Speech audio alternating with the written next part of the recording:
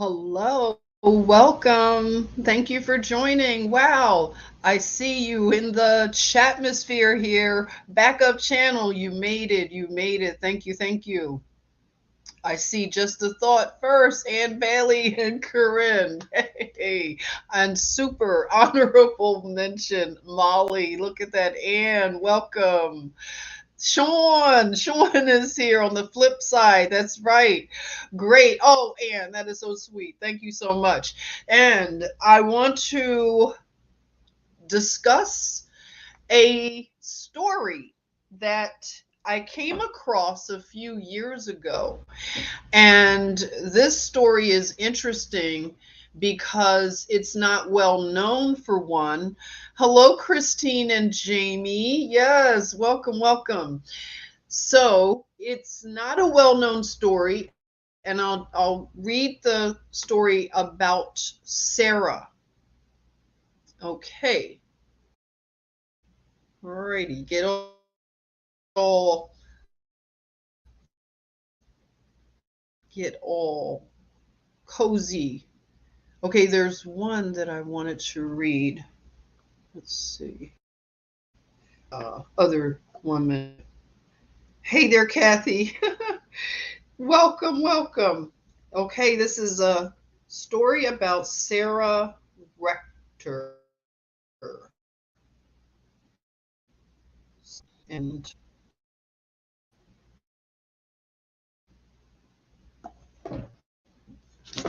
bear with me. Oh wow, Joseph is here. Welcome, Joseph. Hi, thank you for joining. Hanging out on the backup channel. Okay. I have a few narratives that I wanted to go over. I think this is the one here.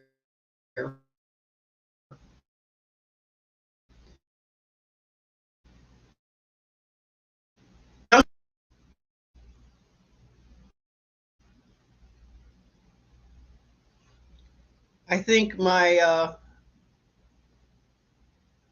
connection was having a little issue. Are we back? Is everything good with the connection? Let me know, please. I'll wait to see if you can hear everything because I think it cut out for a minute. Let me know, please.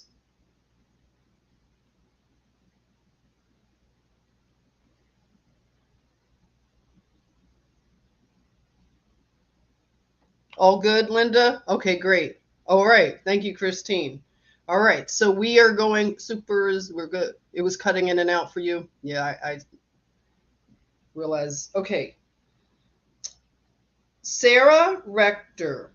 She was 12 years old in some accounts, 11 years old in others, but I'll read this one account. 12-year-old oil baron. The story of Sarah Rector, America's youngest, now it says African American millionaire. On January 15th, 1914, a rather strange headline appeared in the Kansas City Star.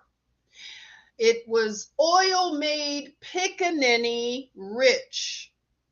Back then, the term pickaninny was used for Negro children, mainly. I think women, it was a degrading term. Okay, so this was in the Kansas City Star to let you know, a headline. So, oil made pickaninny rich Oklahoma girl with $15,000 a month gets many proposals. Okay, she is again 11 years old getting marriage proposals. And four white men in Germany want to marry the Negro child that they might share her fortune. Now, let me tell you, break that down. Not that it needs to be broken down, but I want to just make a note that when you look at these narratives, they go from African American to describe us, my group of my tribe. Then they go to Negro. Do you know any other group that this happens to? And let's be really comfortable and honest. Have you ever seen shifting names for a group and it shifts within just a paragraph? Shauna, welcome, welcome. Yes. Yeah, right. So it's African American, it's Negro, it's colored, it's black. I don't know of this happening to any other group, and it's really weird. Okay, it's very weird, I have to say. So, if anything, okay, I have to stop and back up. They're saying for white men. So white has become like the other bucket for a designation of people, not according to color, but according to a designation. So they say white men, which could mean German, Italian, Spanish. I mean, it means a lot. A lot of people fit into the white group. So they don't say German American. You know what I'm saying? They don't do that. Sometimes they may say Caucasian. Some of you have told me that on your birth certificate you have Caucasian. On my birth certificate it says Negro. So it's like, they play around maybe with the other group of white or Caucasian. Okay, so possibly. All right, so it says for white men again in Germany. Isn't this weird? They were in Germany. They want to marry the Negro child that they might share her fortune. Now that is very key. All right, I'll go on to tell you. That rich Oklahoma girl was Sarah Rector, as you see on the screen. An African American and member of the Muskogee Creek Nation. Now let's unpack that, everybody. It's about to get more uncomfortable, okay?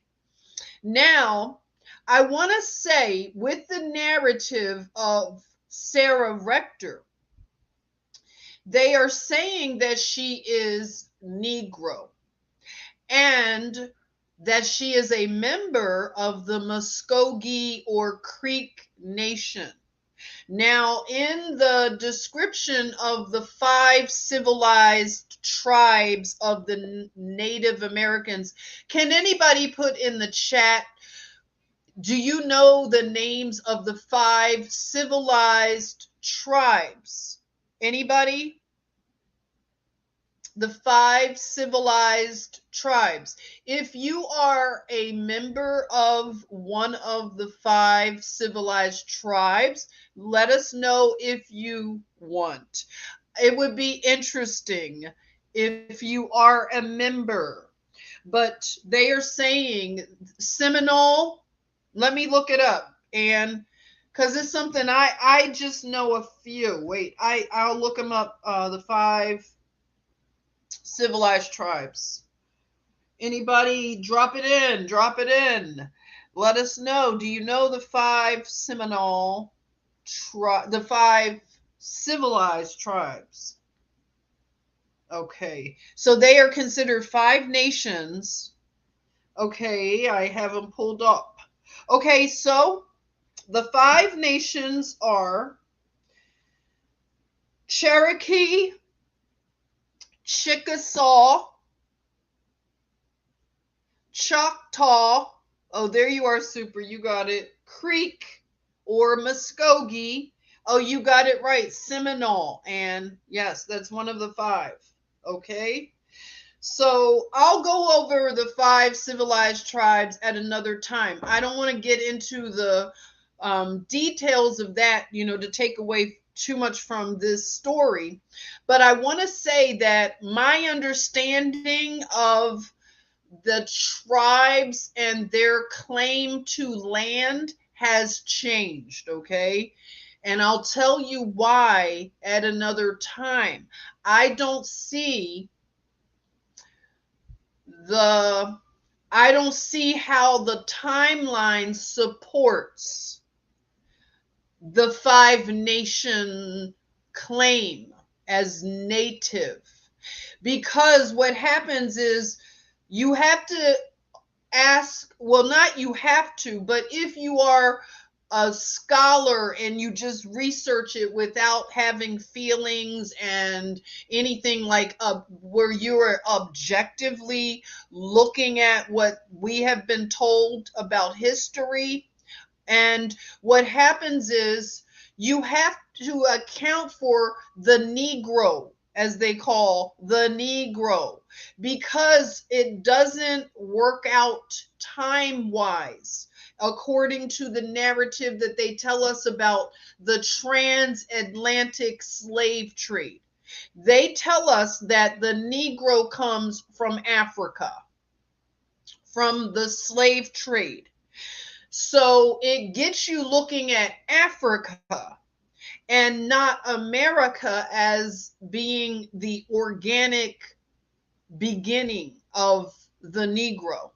So when you're looking at Africa, then of course it makes sense because, oh, Oprah Winfrey told me that that's what happened, and Oprah Winfrey looked into her background and she is a so and so from the whatever tribe somewhere in Africa, right? That's what we're to believe, because Oprah Winfrey has sufficiently beat a dead horse with all the slave movies, her and Steven Spielberg, right?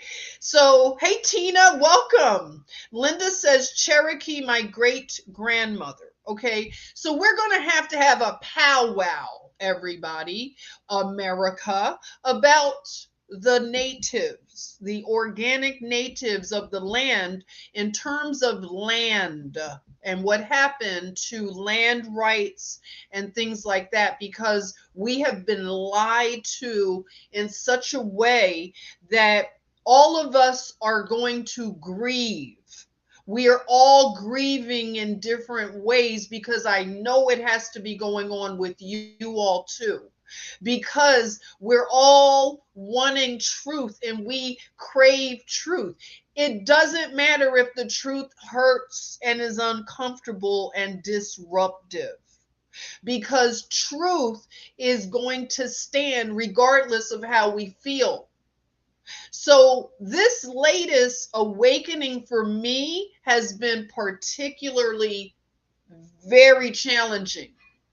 And I say that I could say more, and I will say more as we progress together through this journey, because it's all of our story, okay? It really is. Especially if you love truth and you love God, you want to know, regardless of how much it's going to hurt, okay? So, yeah, Oprah is full of lies. And one of the painful things about someone like Oprah and many other people like her is that they are the worst of the betrayers. They are the Judases of their group, because they've sold their people out on a level that it doesn't matter. Whatever they tell us is the villain. Oh, the white man is your enemy. It doesn't matter, because when we wake up and we look at who our real enemies are, we start to realize, okay, yeah, you've been telling us that this person and this group is our enemy, but we are starting to see that you are, and you've been working with a group of people to do all of this towards all of us.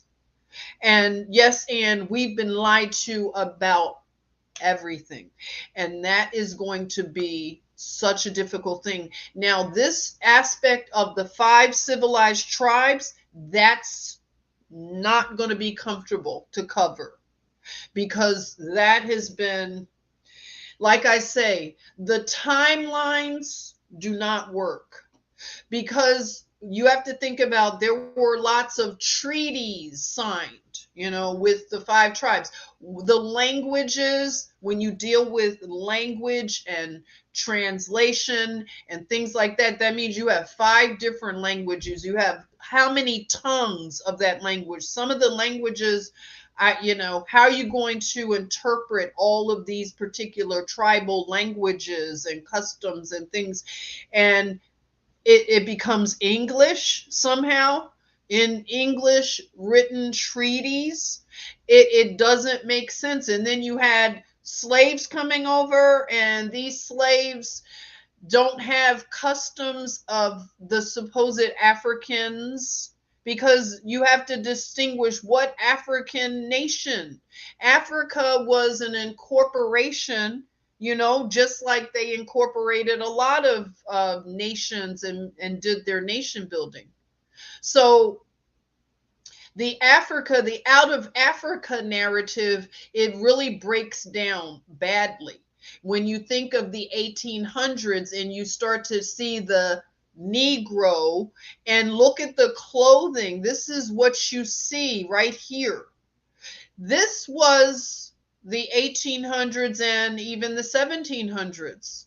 So how does that look like African attire and African customs? It doesn't work out. So you have what an author, Booker T. Washington, which I want to read, you have the Negro problem, okay, or dilemma, because it still comes back to, where did the Negro originate? Because that African narrative has been debunked, as far as I'm concerned.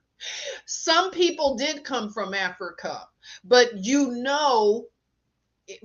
people know, okay? Your group, and you have similar customs and things like that. And when you have different tribal things, it's hard to describe. You know what I'm talking about, though. It's nuances, it's phenotypical things that you can look at. So, okay. So it says that she is back. I did all that. Back to that again.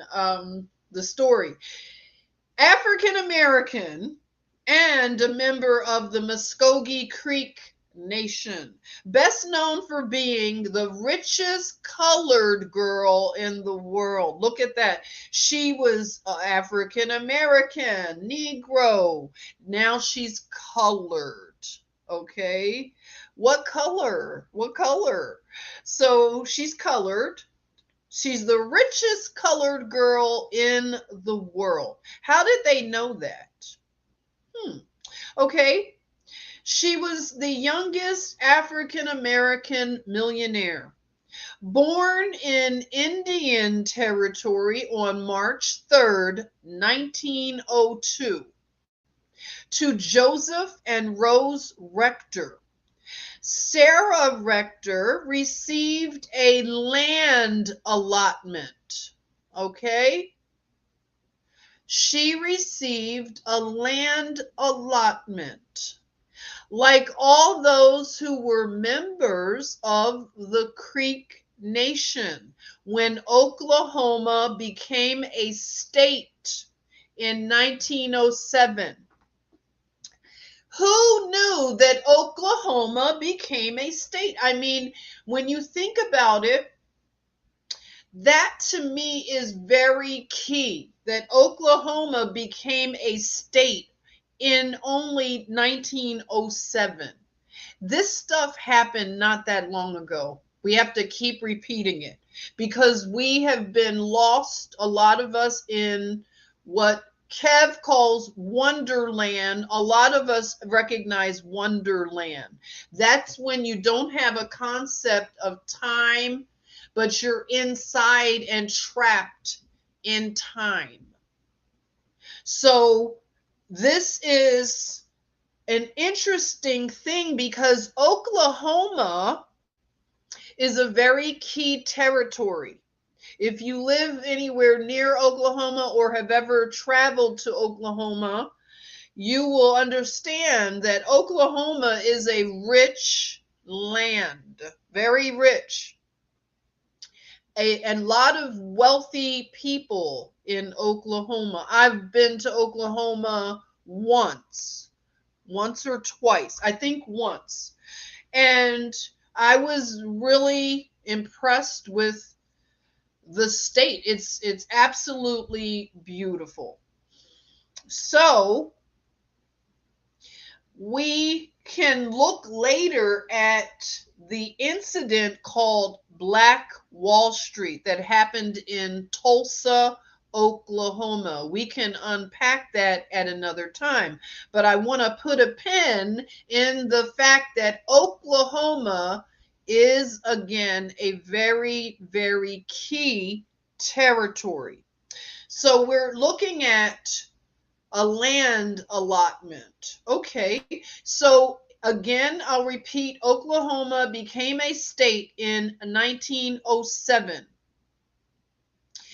And that land allotment would later make Sarah one of the first African American female millionaires in the U.S.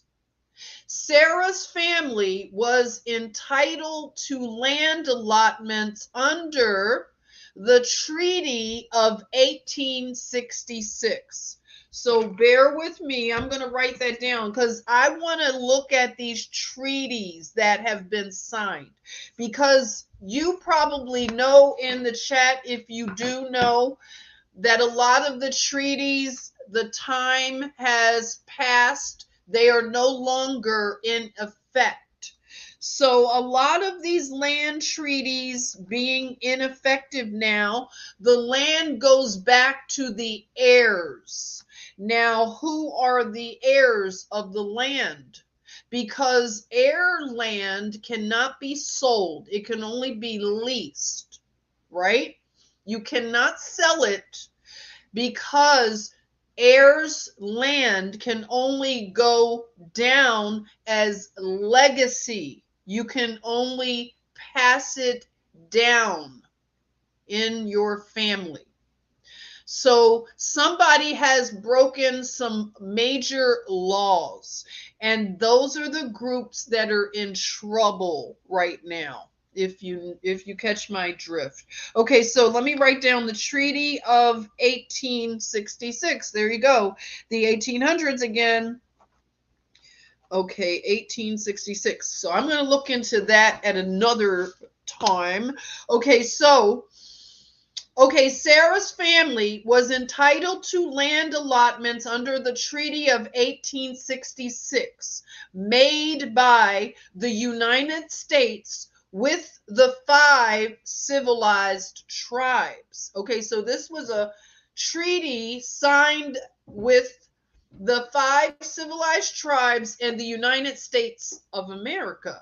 Or, we know about the corporation. A lot of us have learned that the United States is or has been a corporation. When the United States was taken over, it was a coup. They love to use the word coup when it comes to the conservatives wanting to get back to sanity.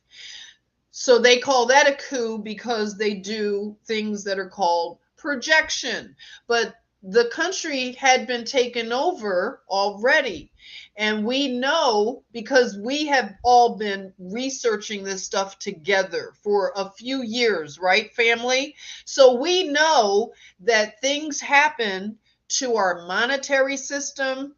We know that Jekyll Island had a creature, right? Some creatures that went to Jekyll Island. So we already have been dipping ourselves in the truth of what has happened from what we can make out of this recent discovery, recent actions. Okay, so again, the United States with the 5 civilized tribes They made a treaty in 1866. All right, however, all right, everybody, here comes the however of it all.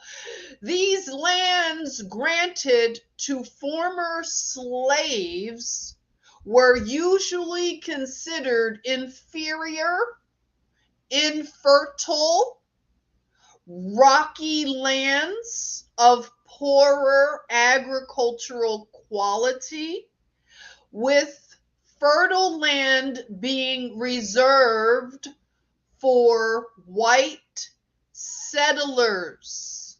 Okay, now the designation here is white. So when we do our investigations, we learn, when did the term white become a thing?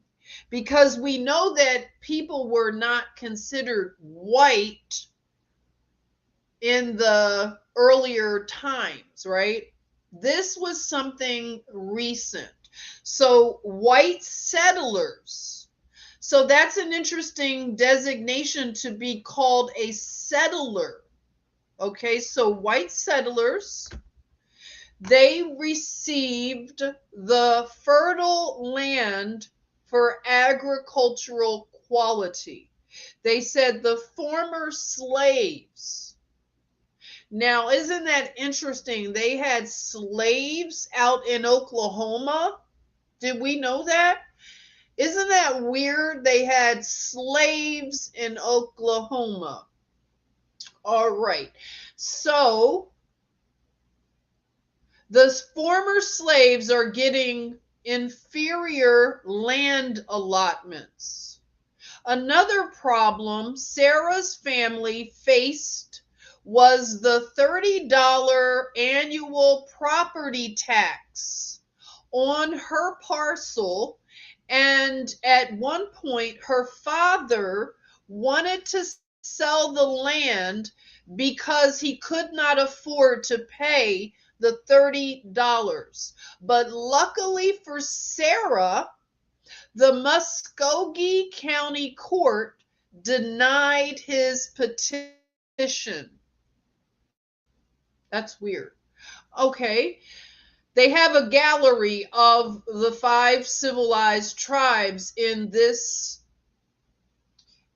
article. It says Gallery of the 5 civilized tribes: Sequoia, Cherokee, Pushmatamaha, Choctaw, Salakta, Muskogee Creek, and characteristic Chickasaw Head or Osceola Seminole. These are portraits that were painted in this gallery between 1775 and 1850. Now, what I want to say about the narrative of the Native American 5 civilized tribes is, a lot of times when you look at the 1800s, there are only they're illustrations. Okay, so you see illustrations and not photography, which they had the technology. So we don't see a lot of photographs per se. I'll just say that is one of the things I've noticed in my research, and I'm going to double check and circle back, because I'm going to break down the issue of the 5 civilized tribes or nations. And we're going to look at the treaties and look at the genetics and the DNA. Okay, so he decided that it would be best to lease Sarah's parcel to the Standard Oil Company. All right, so enter the Standard Oil Company. So Sarah's land is being leased. As it turned out, he made the right decision. And in 1913, independent oil driller B.B. Jones produced a gusher that brought in 2,500 barrels a day.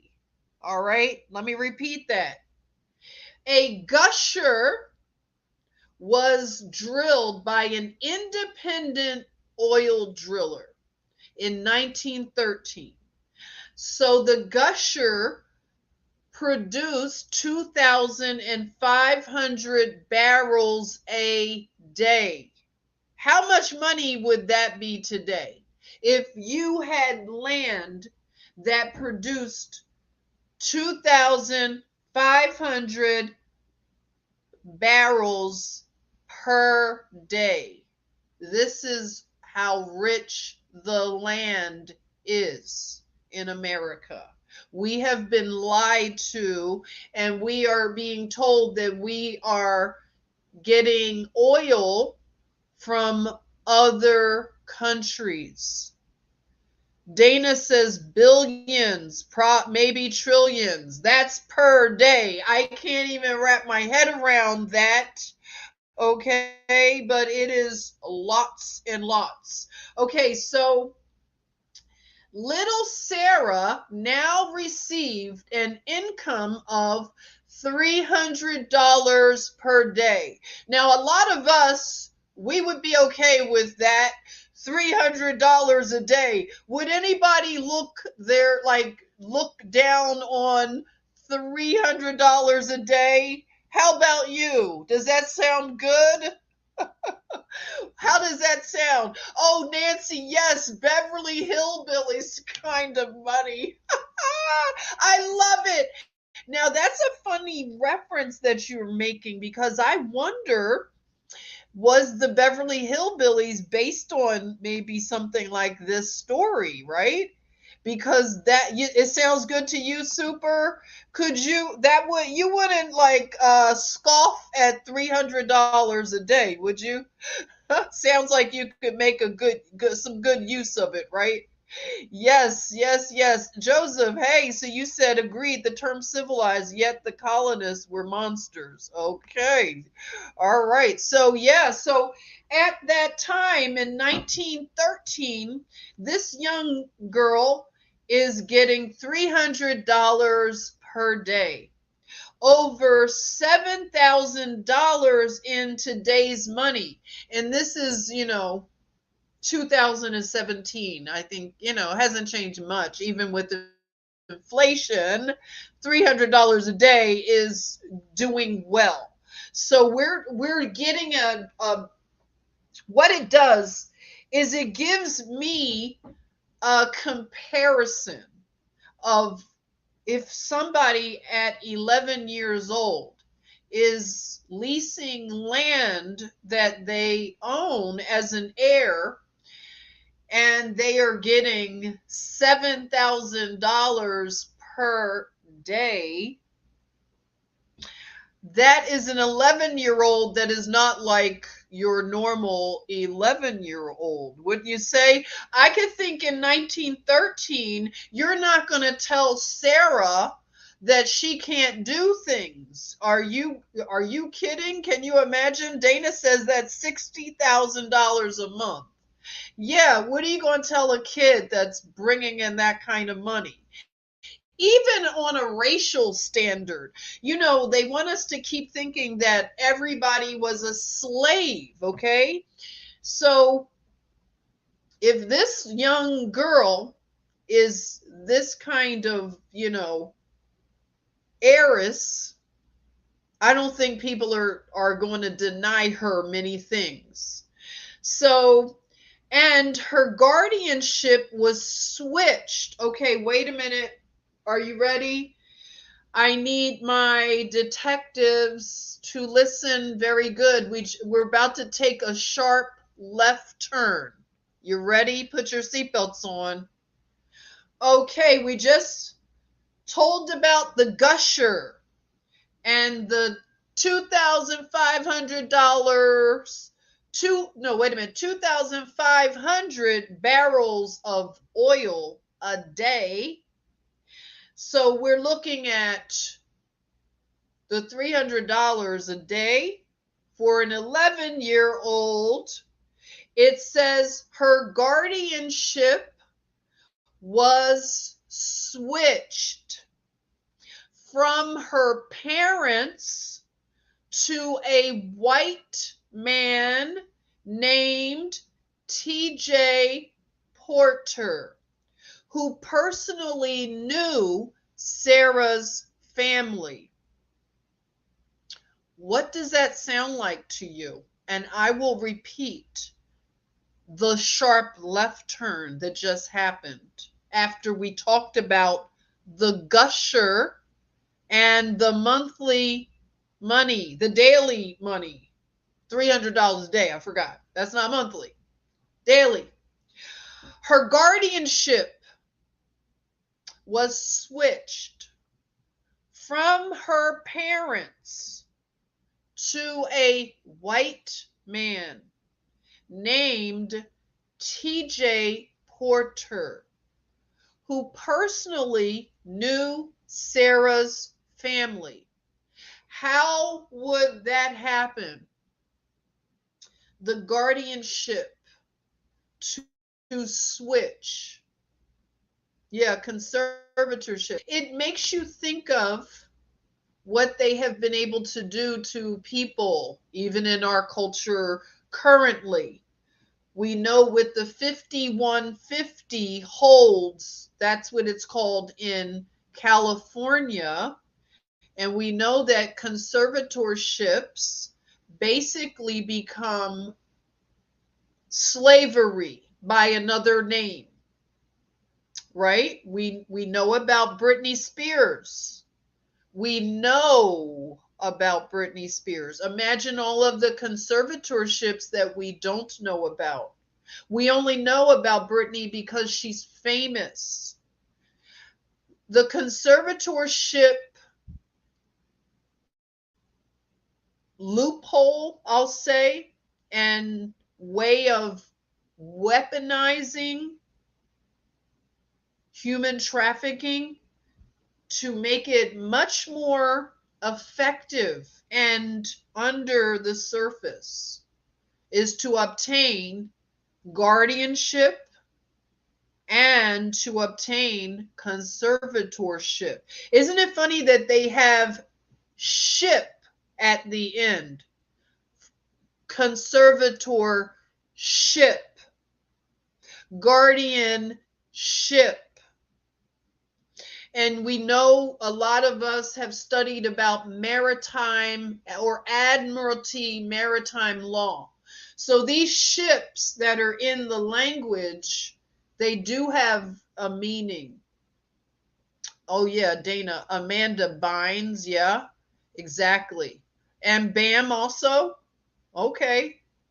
Yes, Donna, born of the water, maritime.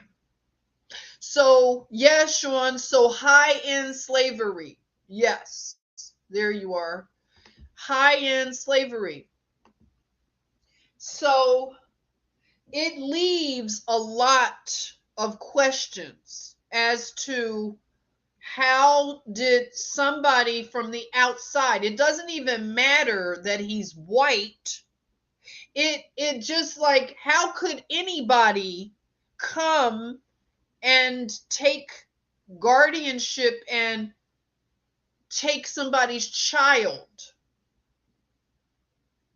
What would be the reason? Well, we heard earlier in the narrative that German men, now they made a point to say German men wanted to marry this 11-year-old because they wanted to partake in her fortune.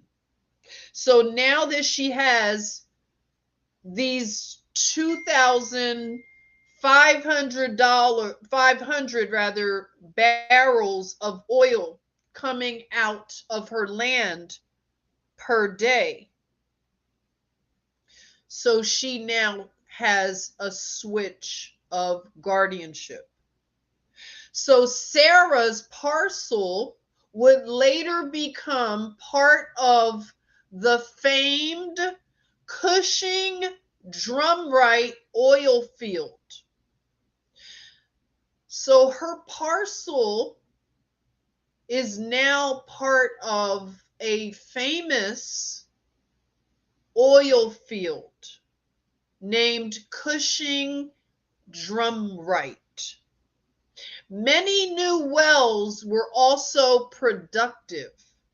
And in October 1913, when Sarah was only 12 years old, she received royalties of $11,567, over $284,000 in today's money.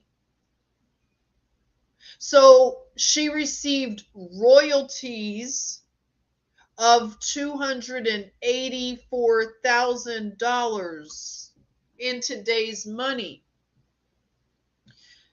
Were the royalties, I don't know how often royalties are paid out. Is it monthly? Can someone help me? Do you get royalties every month? Anne says, that's what I said, Admiralty and maritime trafficking. There you are. Yes. Nancy says, evil and opportunistic creeps always trolling for innocent ones to take advantage of. Yeah. So let's see. The news of Sarah's wealth quickly spread worldwide, and she received numerous requests for loans, money gifts, and as we mentioned above, she even received marriage proposals from 4 Germans. In the years that followed, Sarah made the headlines in the newspapers throughout the United States, and the Oklahoma legislature declared her to be a white person due to her wealth. Okay, I've got to unpack that one, everybody. If I've missed any comments, just forgive me, because this narrative, I'm actually reading it and getting my reaction. Like, you're getting my reaction because I didn't pre-read this. I wanted to react to it with you. Okay, so this is weird. Okay, you said usually monthly, Kathy said. So, okay, Kathy. All right. Kathy's saying royalties are monthly. So, on top of what we've heard, Sarah is receiving the equivalent of $284,000 in royalties because the oil fields had many new wells. So we're talking a very rich land parcel. Okay, so I'm going to go back and reread that. Sarah made the headlines. Sometimes it's not good to make the headlines. Do you agree? It's good to be quietly wealthy, all right? Would you like to be quietly wealthy, not loud, rich? But I don't know why they are making her headlines in the newspapers. And you know what? I know that a lot of times we think that because this happened a long time ago or not that long ago, we think that the culture was way vast and different, where it could have been similar in some ways, where Sarah is a socialite, possibly. She's an heiress, we know that she's not going to have much in common with someone who is struggling to make it monthly, living in a cramped city, not being paid a living wage, being taken advantage of their labor. So she's not going to relate to a struggle of a working person. Doesn't matter what color, right? But we can say, for the sake of kicks and giggles, that she would not get along with a Negro that is working in a factory. Would you say? She might not really have a lot in common, because this is a person who is making money that many people do not get to see in a year's time. So she's doing things again. I don't think that she was being told that she couldn't spend her money wherever she wanted. Don't you think that Sarah probably traveled around the world? She probably did things like ate at five-star restaurants, or had servants that cleaned her homes, and she had more than one home. She had real estate. So we're talking about somebody who doesn't relate to the average person, because wealth, no matter what your color, as they say, green becomes the color. Green, right? When you have levels of wealth, it's really at that point, it's not much that you're going to be kept from. Am I right, or do you not agree?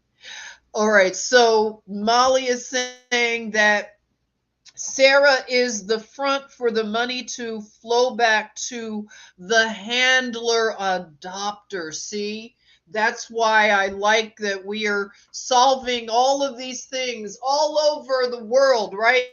We get into our little study groups. That's how I see it. We have our study groups, we work with different people, and we are putting it together. And yeah, so that's what I would call the person who has the guardianship of Sarah. That is a handler for sure. So the money is definitely going to the guardian, right? Why would it not? Anne says, bet she wasn't on the deed. Oh, I hadn't thought about that, Anne. Huh. The deed. Yeah. Interesting. Okay. So again, she is the headline of the newspapers around the world. They're talking about a young girl who's making all this money, right? She could have any car she wants. Look at the cars from the 1900s, the Rolls Royces. You could have a Tesla electric car type of deal, or you could have a car that runs on oil. Do you think that Sarah cared about oil? I think come on, man. She probably had a fleet of cars. And I'm just trying to imagine a 12-year-old.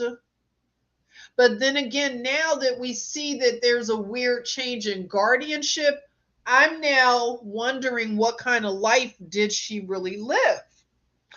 Interesting thoughts, okay? So she made the newspapers throughout the United States. Now, this is where I want you to help me. I'm going to come and look at the comments. The Oklahoma legislature declared Sarah to be a white person due to her wealth. Why do you think that the Oklahoma state legislature would declare her to be a white person? Does anybody have any thoughts on why that would have happened. Thank you, Kathy. I so thank you for being here. So, any thoughts on why the Oklahoma State, again, would declare Sarah to be white due to her wealth? They used her to get her money. Simple, sad, but true. There you are. Yeah. Donna says, I think Sarah was used. Yeah, it's really starting to. Oh, bye, Sean. You got to go. Love you, Sean. Thanks for hanging out. And probably abused. Yeah, I can't imagine that it was a good scenario. So, white person, again, it has nothing to do with color. It is a designation, a legal designation. That's why a lot of people are going to be reclassified, because it's these designations are not based on anything scientific, as they always like the science. It's about law. It's about legal standing. And if you all know about the Black's Law Dictionary, I know a lot of truthers know about this stuff. The Black's Law Dictionary states that a black person has no standing in law. It's not personal. It has nothing to do with anybody's feelings. It is about law. So anybody who has agreed to become a black person, it means that in law, that person has no standing. So a white person in law, I haven't looked up a white person in law, but I know that it's not considered dead. It's alive in law, by law, with rights of, a full person. So it's about law. So based on her wealth, they changed her status. So now we see that they can change your status regardless of your skin color. We've been told that it's about skin color, and we got to get out of the okie doke that they have played on all of us. It's not about skin color. Super says, haha, you could change your skin color for enough money. Crazy stuff. Yes, exactly. That's now when we start looking at these narratives, we find a lot of the snags, and everything starts to unravel with what we have been taught about race and identity.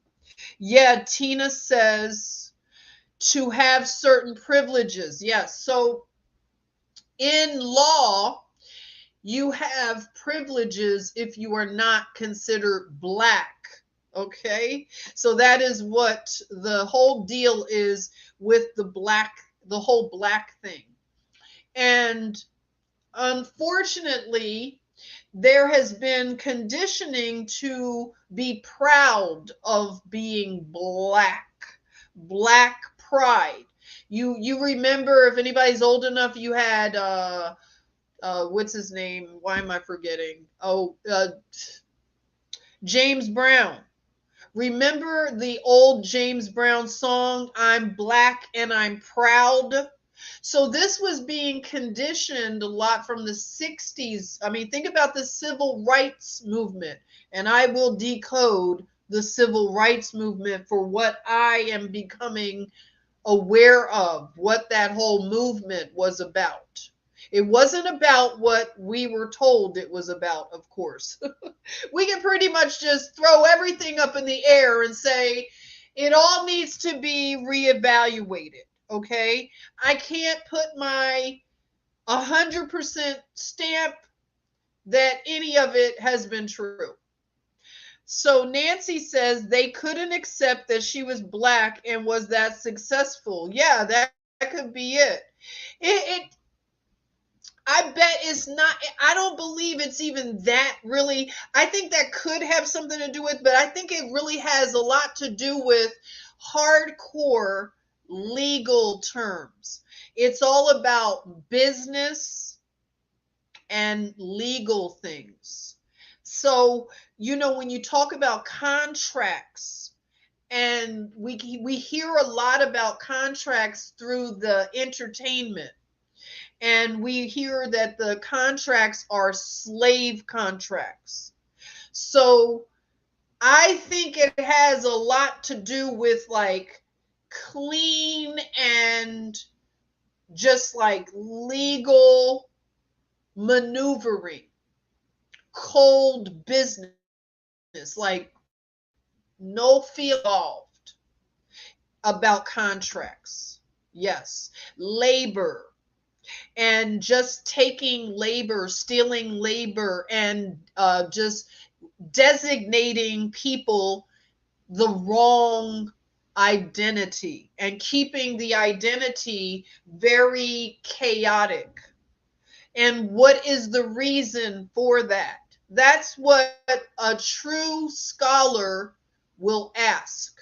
Why are they hiding the identity of a certain group of people? Why is it always floating around? It's just nebulous. Molly is saying, was Michael Jackson changing his legal status? That's a good question. Michael Jackson is somebody I'm definitely going to be talking about more on this channel, and what he did and what a lot of people believe about Michael Jackson looking back in retrospect. Michael Jackson, I'll say what I believe, is that he did have to change his legal status because he didn't own his name. And that's what happens in these kind of contracts. A lot of people give up the legal agency of their actual name. That's how deep it is to it's like in the Bible when it says you have, traded your birthright. That's what your name, that's how important your name is. Your correct name. Not a name that you assume, but your real genetic familial name that has not been Americanized, okay? And so Michael Jackson, because he was put in the entertainment world very young, he probably didn't own his name from childhood, is what I might think. And he probably couldn't get his name back. So what he did, from what I can understand, Michael Jackson, he understood the contracts when he got old enough. He really listened. They said he would sit and listen to people, and he was getting an education on the legal maneuvering of contracts. So what he did ultimately is he outmaneuvered the people that usually run the grift and the scam on the artist. So Michael Jackson outmaneuvered them. He did a very interesting thing by going to Sony. If you know a little bit of that story, he went to Sony in Japan, and he was able to deal directly with the Japanese. And Sony at the time owned a lot of the music catalog of America. And that is also a problematic thing. Why would we allow a Japanese company to own so much of the American music trust? So Michael Jackson went directly to the Japanese, and he struck a deal somehow. I have to study that. Maybe we can do that together. We can look at what Michael Jackson did legally. And he was able to get leverage because he owned just about all of the music trust. That's how many labels were under Sony. Even a lot of older artists. He was able to take the music catalogs and publishing, and he gave it back to a lot of the artists that had been impoverished. So Michael Jackson did a very beautiful thing when he gave back the the publishing and the rights. So yeah, I think that would be really good to look into. Yeah, so the thing about the question about the legal status, I believe, yeah, he had to do some things with his legal status. And that's what a lot of artists, like even Kanye, going by Ye now, we know that it has to do with a legal issue. Yeah. You're saying Ann is, I have a picture of him or his twin at a Trump rally. Really? Oh, wow. That's interesting. Yes.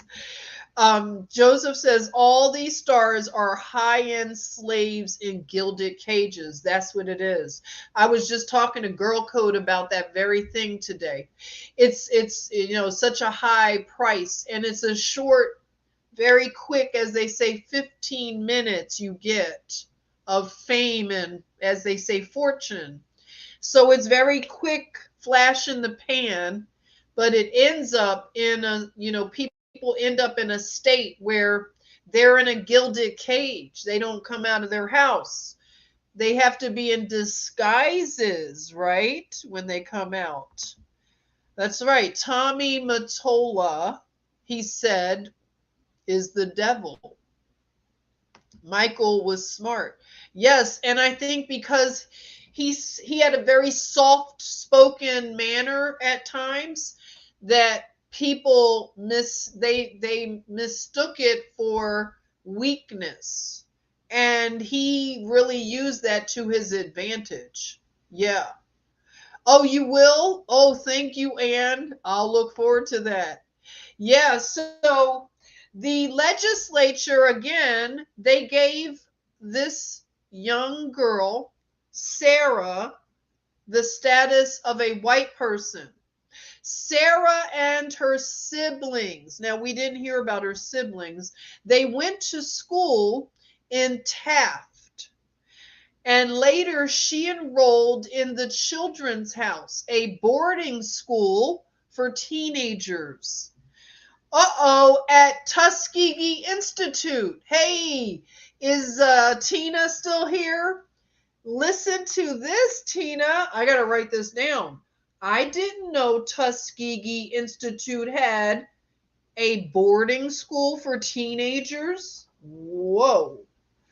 Interesting. All the things that you learn. I want to definitely deal with Tuskegee Institute for sure.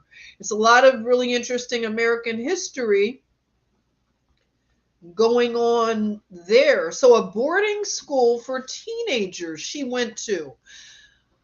So, these teenagers must have been, when we hear of boarding schools, we don't think of children that are struggling financially, right? So they must have had other wealthy young Negro teenagers, and what that must have been like. Very interesting. Okay, so she was at a boarding school. Her family lived a comfortable life. You think? They should live a comfortable life, right? My goodness. Welcome, Linda. You have to continue to watch later. Oh, thank you, Linda. Thank you. Thank you. Okay, so they lived a comfortable life. They owned an automobile. Really, did they? Just one? And a modern 5-room cottage. Okay, interesting. Cottage. All right. By the time she turned 18, Sarah was already a millionaire, and together with her family, she moved to Kansas City, Missouri, where she purchased a house on 12th Street. The house is still there, and it is known as the Rector House. So anybody from Kansas City, have you been to the Rector House? What is that like? She got married in Kansas and had 3 sons. All right. Kenneth Jr., Leonard, and Clarence.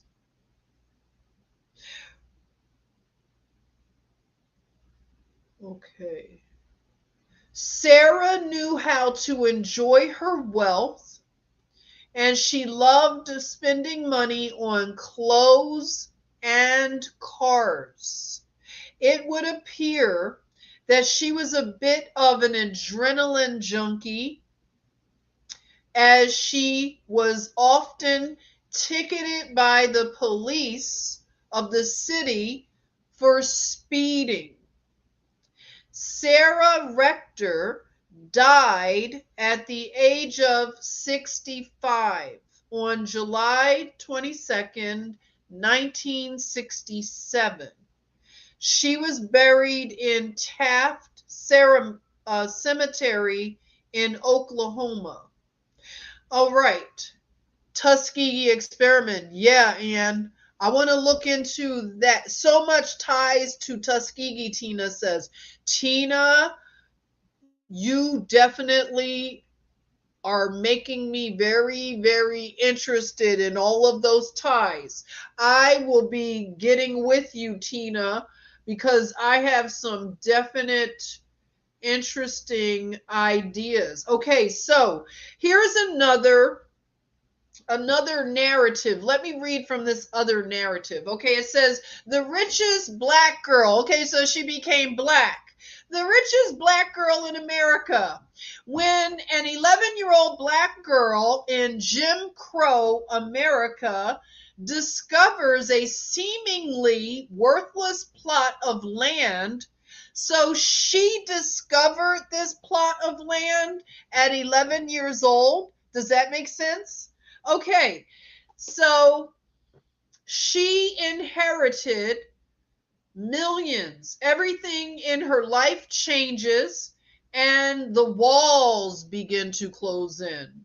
The untold story brought to life from the thousands of pages of archival documents. So anybody who is wondering about why we didn't know about Sarah, they have lots of documents on her.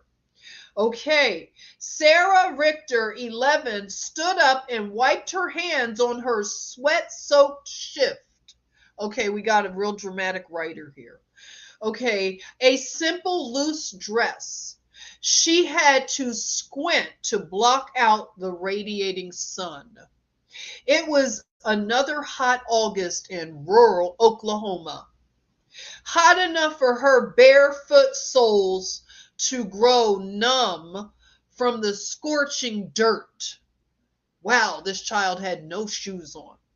She wasn't much taller than the cotton plant. So look at that. They had to throw cotton in there, surrounding her. So she's surrounded by cotton plants, everybody. Are you starting to see how they paint these pictures? Are you really going for this? Okay, so Sarah, her siblings, Dad Joe and Mom Rose. Do those sound like African names, anybody? Her dad is named Joe. Her mom is named Rose. Where did those names come from? Do they sound like Nigerian names or Ghana or Liberia? Just let me know. Asking for a friend. Okay, so they would repeat this cycle day in and day out in the summer of 1913 until a sea of bulbous white whiteness would stretch out before them. This was the Rector family's life, and there was little exceptional about it for this time and place. They were black farmers in the heart of Jim Crow America. They were relegated to the poorest parts of town, the ghetto, everybody, the ghetto. So they were living in the ghetto, to the most menial lifestyle and to degrading reminders of the long shadow of slavery. The long shadow of slavery.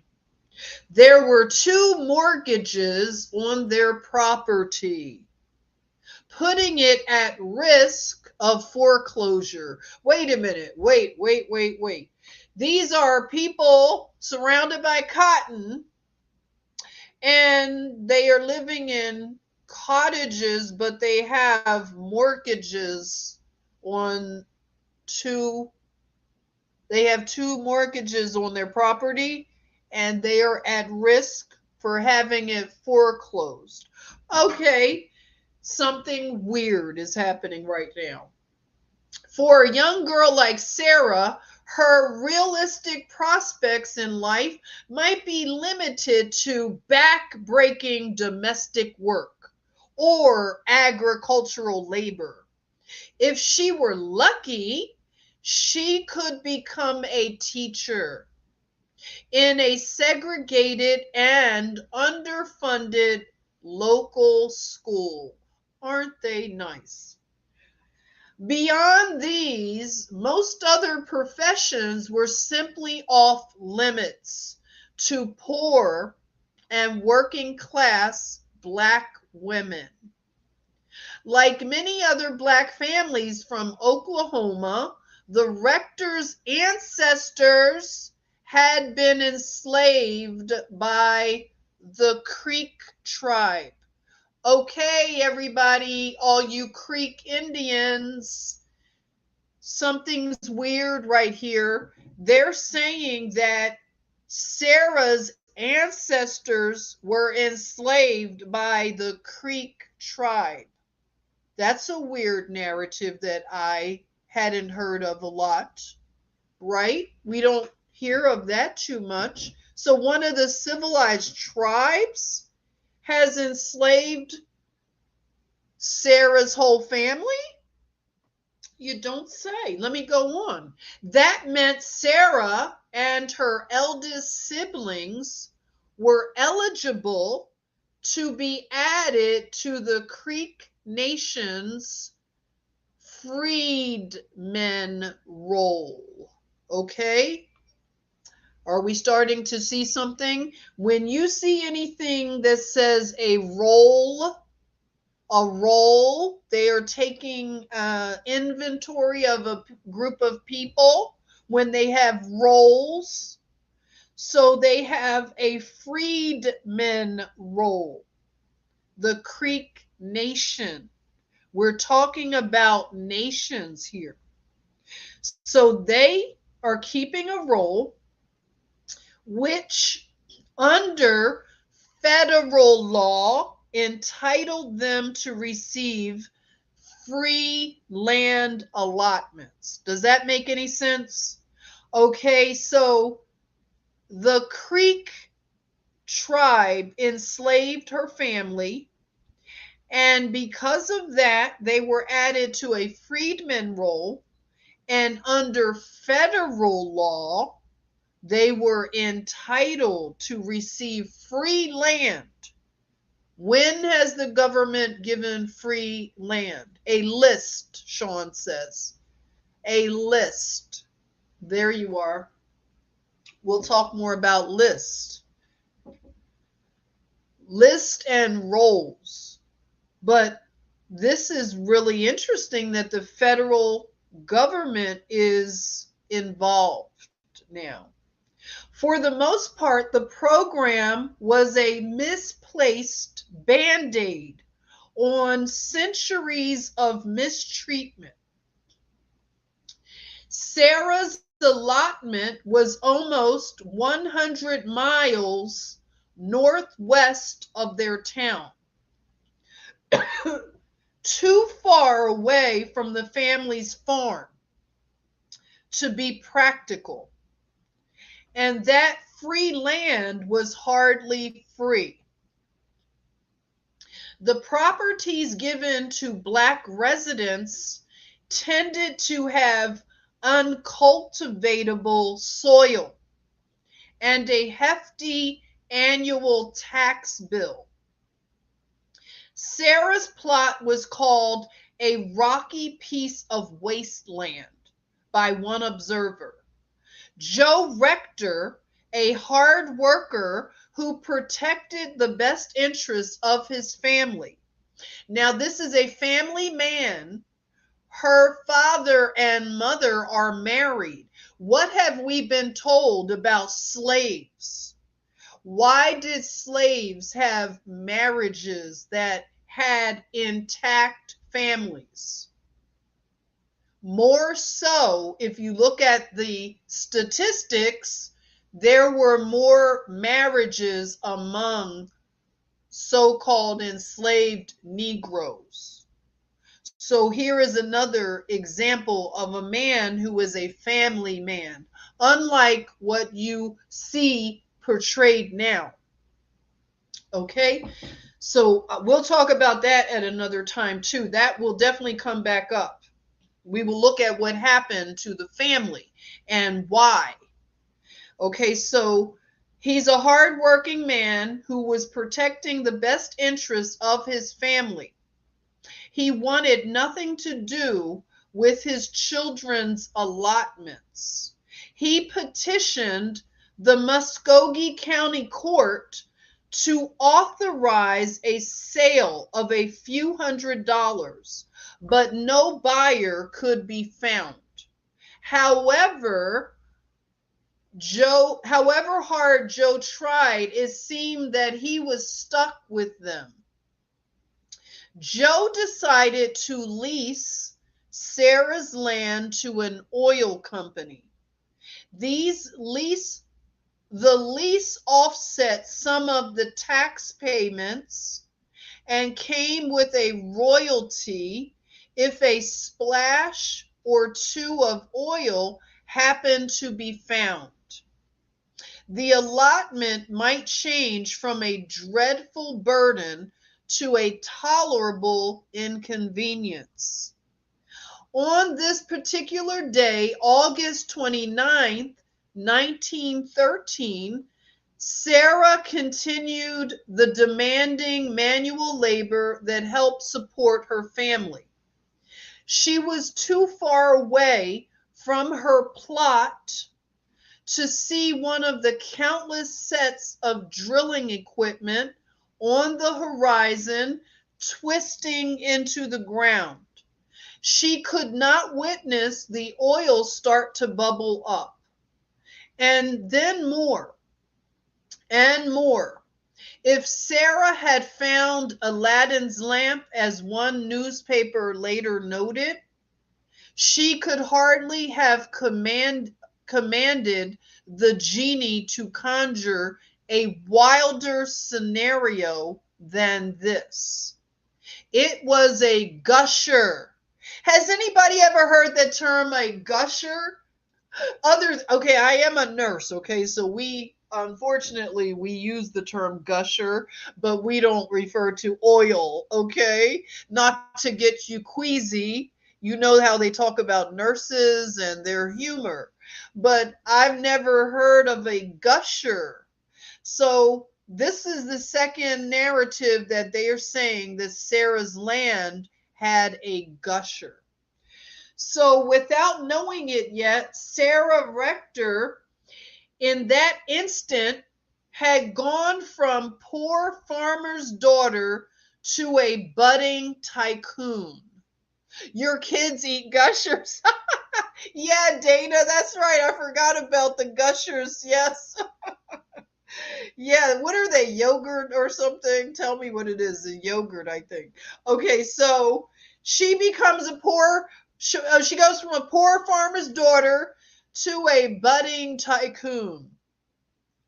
Some 2,500 barrels of oil per day spewed out of Sarah's property, making it what was then the biggest producing well in one of the biggest oil fields in the country.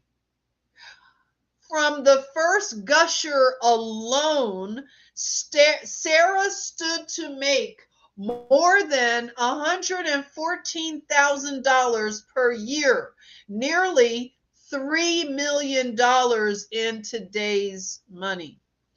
Everyone wanted to know more about Sarah Rector, about her unbelievable luck, and especially about her money. And many would stop at nothing to get it for themselves. Sarah held in her hands her first direct payment from her royalties, $5.25, roughly $138 today.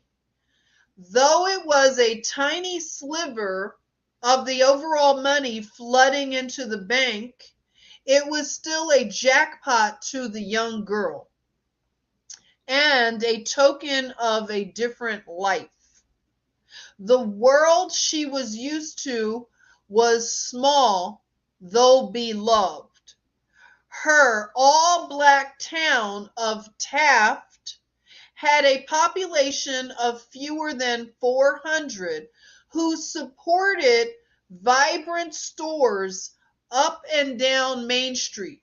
So for anybody, again, who has ever heard of Black Wall Street, they had many towns all over America just like that.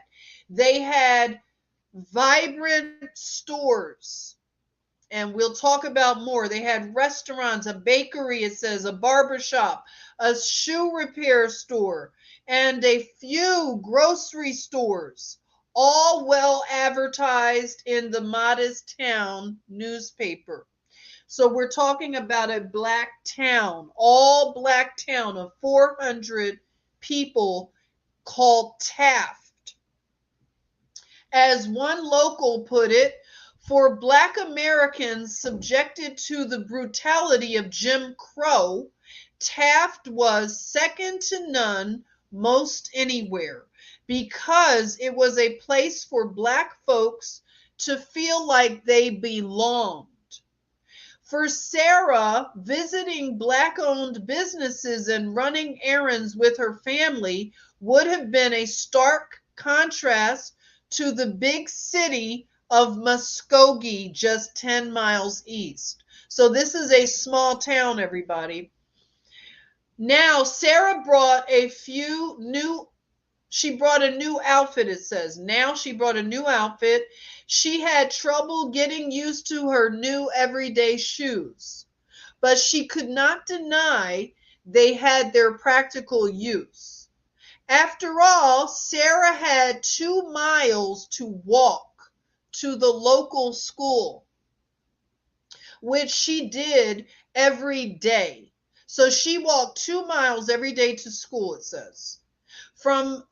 Which is weird. Why would she walk so far?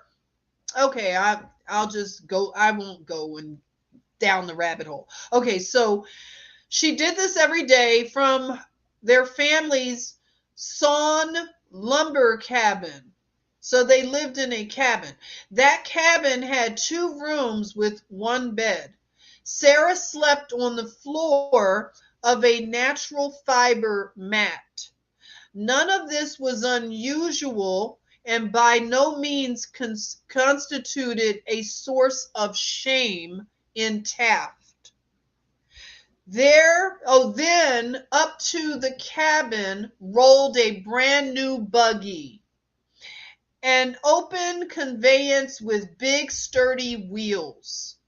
The buggy had a lap blanket to keep the rider warm. It was like a personal chariot for the 11-year-old girl, bringing added attention her way.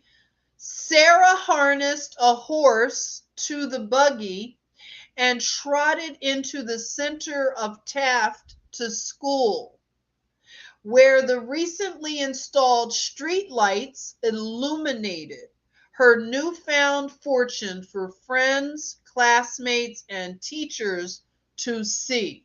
That was probably quite a thing to see. Wow. Newly arrived funds also allowed upgrades to the farm. Chicken houses and a new barn gave animals more space. A smokehouse expanded the kitchen's capacity. I have a feeling that the rectors have some good food cooking, don't you all? I just get that feeling. Okay, so they have expanded kitchens and a well for water. I want to talk about wells, okay? I'll let you know when, but that's the subject. I want to talk about wells and some of the science behind it and get somebody to come and talk to us. Okay, so they had a well for water, eliminating the arduous task of hauling pails. An oil stove improved summertime cooking. The kids could watch an even more remarkable project taking shape not too far away from the family's farm. A brand new 2-story frame house was now under construction, coming together right before their eyes. When it was done, they filled it with store-bought furniture, another luxury turned reality to celebrate. Rose, Sarah's mother, would pick out a dazzling new wardrobe for herself. Perhaps more exciting for Sarah were 2 luxuries inside the house that would have been unimaginable previously. A phonograph, a phonograph, and a piano. Sarah, who was said to have demonstrated musical talents, was sitting with her fingers on the keys of the piano that was worth as much as many black families made in an entire year. So, how would this former slave girl again have musical talents? I'm just saying, yeah, it's a weird thing that they want us to believe. Okay, so drills buzzed to life across Sarah's property.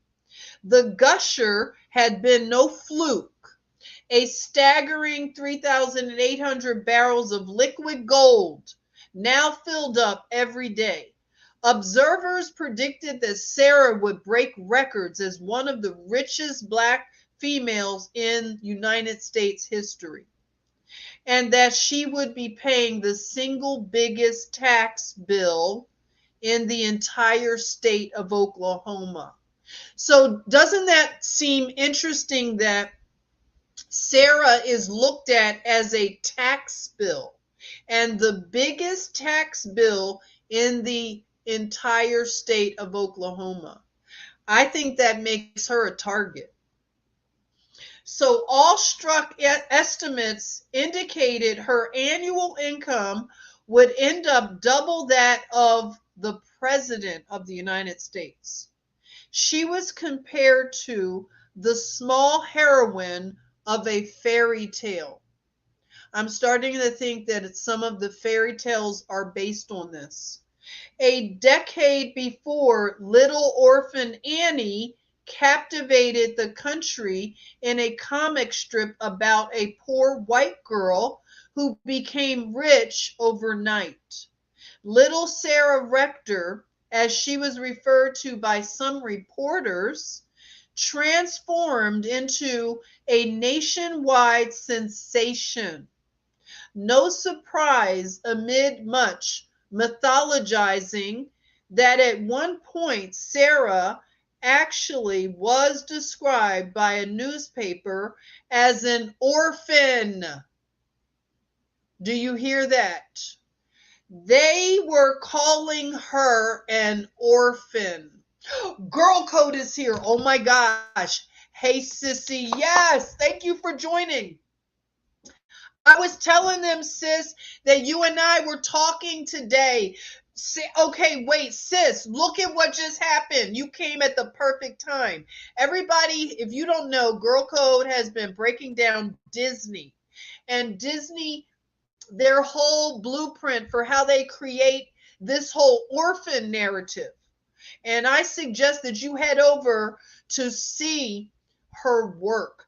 Now, sis, this young girl who is now an oil tycoon, who has an intact family. Her parents are married. She has siblings. And her father is a family man who protects his family. How is it that the newspapers are describing her as an orphan? Okay, that's weird. Okay, so mail poured in from strangers vying for Sarah's attention. So she was famous, everyone. The letters ranged from conniving to unapologetically demanding. From Boston to Seattle, correspondents begged for a chunk, even often a large chunk of Sarah's money. A woman from New York bluntly requested $1 million, promising it was to help improve the poorer classes. Almost immediately, a flurry of men, including some white men who would not have given a second thought to supporting racist Jim Crow laws, sent letters proposing marriage. Now we're talking about a girl. So they were proposing marriage in letters. This despite the fact that Sarah was just turning 12 years old. Some suitors included photographs. Others placed their letters in envelopes marked with stamps from international destinations. So she had men from all over the world trying to marry her at 11 years old, everybody.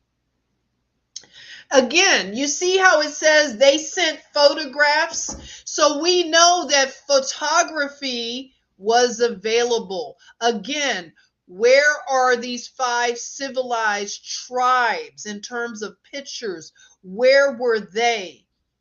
Because something is going on with the narrative. I just wanted to just put another note in the fact that there were the photographs. Everybody had the ability to take photographs of themselves. Okay, so the secretary of a men's matrimony club, they had matrimony clubs. They geared to make matches in the Black community. Matrimony club geared to make matches in the Black community called dibs on Sarah for himself. That is creepy as all get out.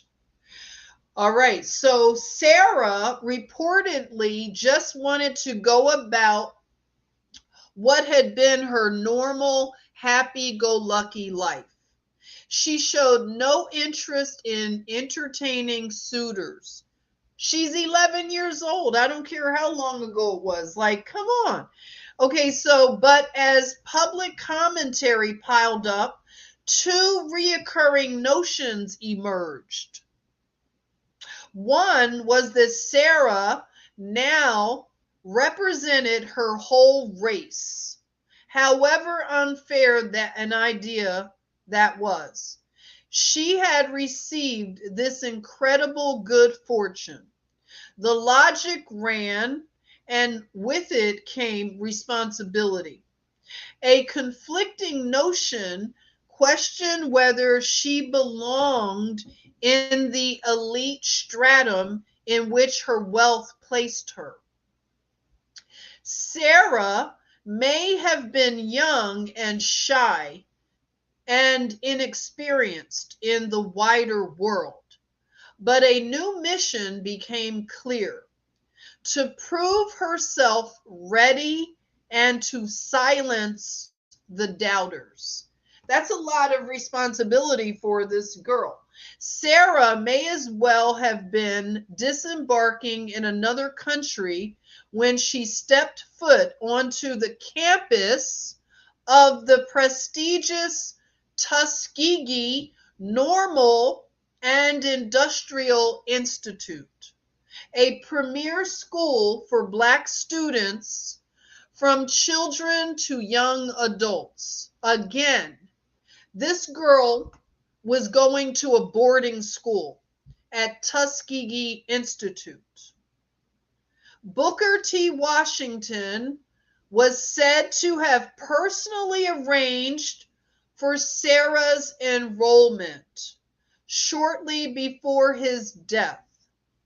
Margaret Murray Washington, his widow, was the principal overseeing young women, and she took an interest in the already famous new pupil.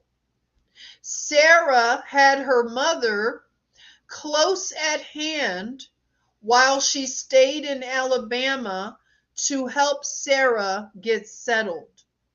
Joe would also come visit. Rose and Joe knew that their parental responsibilities only grew with the size of Sarah's bank accounts.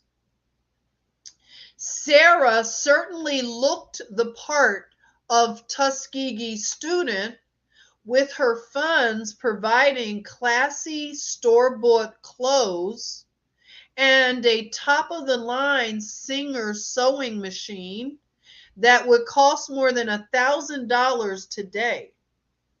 She was accompanied by her 13-year-old sister, Rebecca, whose tuition was paid out of Sarah's rapidly growing wealth. Schooling and attendant expenses for the year for one student would run up to $10,000 in today's currency.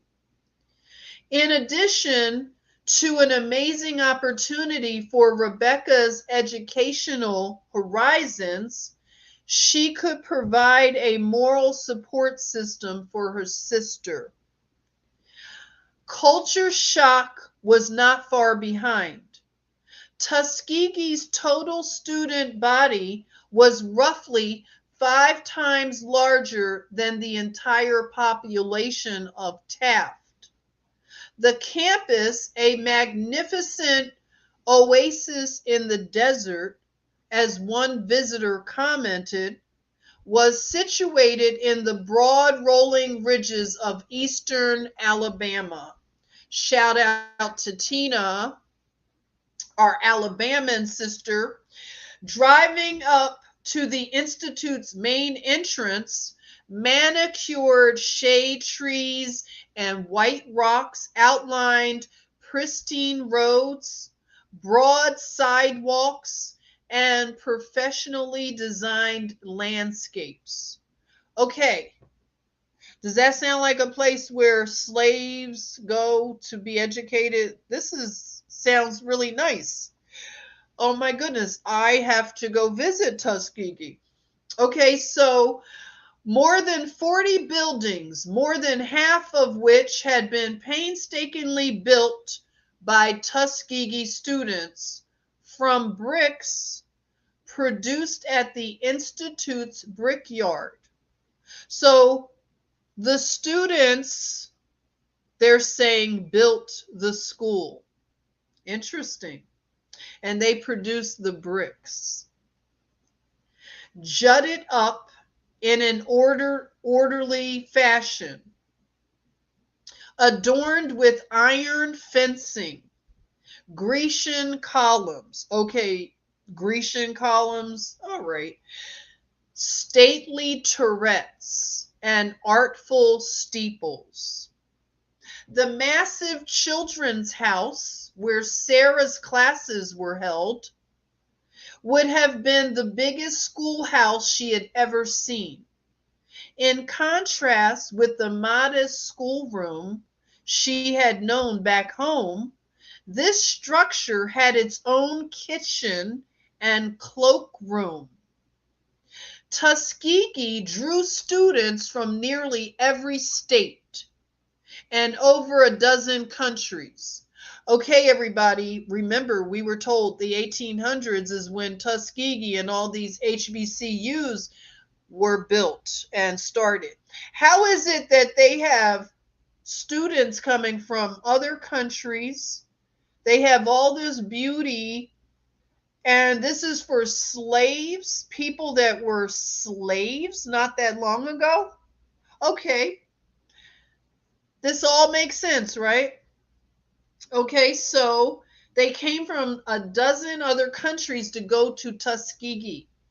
Yet another dramatic change from the tight knit community of Taft.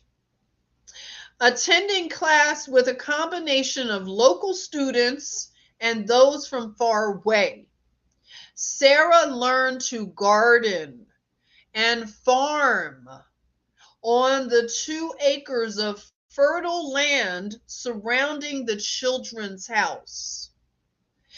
That the schoolhouse was located near the Washington's campus residence, the Oaks, was no accident.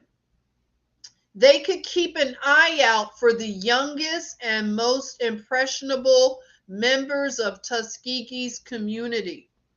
Sarah began to get acclimated, aided by the careful attention of the formidable Margaret Murray Washington and a supportive campus of students.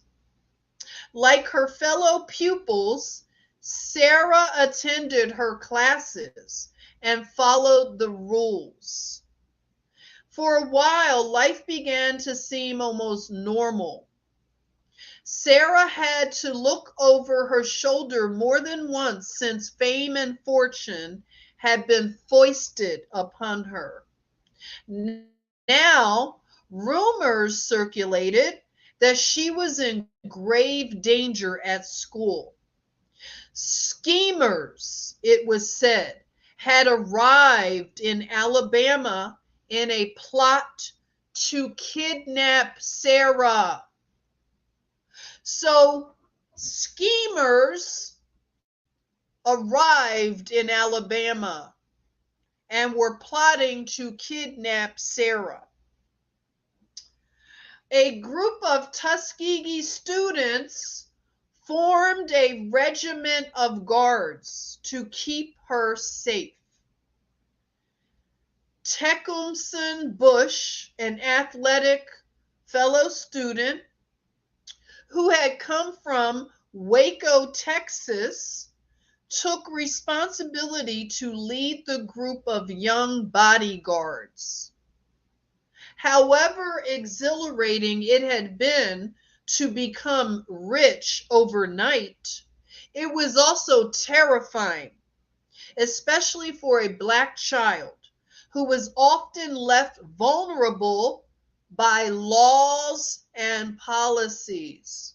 I want us to remember that a lot of us got into this truth movement because of children and wanting to protect children. So the laws and the policies at the time left this child very vulnerable. Interesting. Sarah did not have to look far to find nightmare-inducing examples of what could be in store. There had been another windfall in Taft that had belonged to Stella and Herbert Sells, the two black children's allotments in the same region as Sarah's. So we have two new black children who had a windfall in Taft. This is interesting. Their name is Stella and Herbert Sells, in the same region as Sarah's land. Also had produced geysers. So these two kids had gushers and geysers. In the spring of 1911, as the family slept, okay, everybody, put your seatbelts on. This is going to be a rocky road right here. Now, this is going to go into the stuff that I'm currently learning over at Kev Rowe University. Are you ready? As the family was sleeping, a package bomb exploded under their house. Again, as the family was asleep, a package bomb exploded under their house, and it was engulfed in flames. Horrified neighbors watched helplessly as the children were incinerated. The bombing had been a conspiracy led by a real estate developer who had plotted to fabricate a deed to the children's allotment. The children had been seen as easy targets. Stella Sells had been around Sarah's age, and it's likely that the two girls knew each other. Now it could be Sarah Rector's turn. To the shock of everyone around the world, following all the phases of her story, the leading black newspaper, the Chicago Defender, ran a disturbing headline. For those rooting for Sarah, the inevitable seemed to have happened. Millionaire colored girl kidnapped. Richest child of the race mysteriously disappears. Some candy and a handful of pennies purportedly had been used to lure Sarah away from Tuskegee. Does that make sense? Candy and pennies were used to lure Sarah away from Tuskegee. The news would make hearts drop. One concerned member of the public offered to go undercover looking for her. But no evidence exists that suggests she was actually kidnapped, or even that she went missing.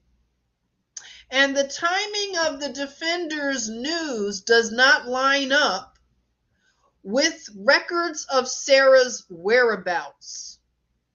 The news story, in addition to selling newspapers, reflected the larger anxiety about where a young millionaire black girl fit into society.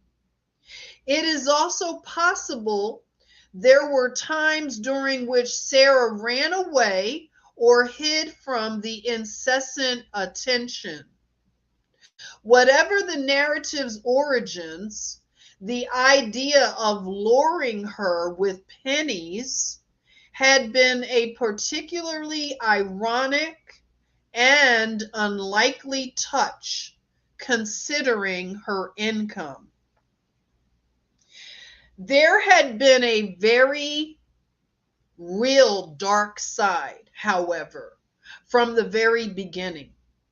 At one point, when the news first exploded and reporters stampeded to the Rector home, Sarah supposedly hid under the bed instead of sitting for an interview.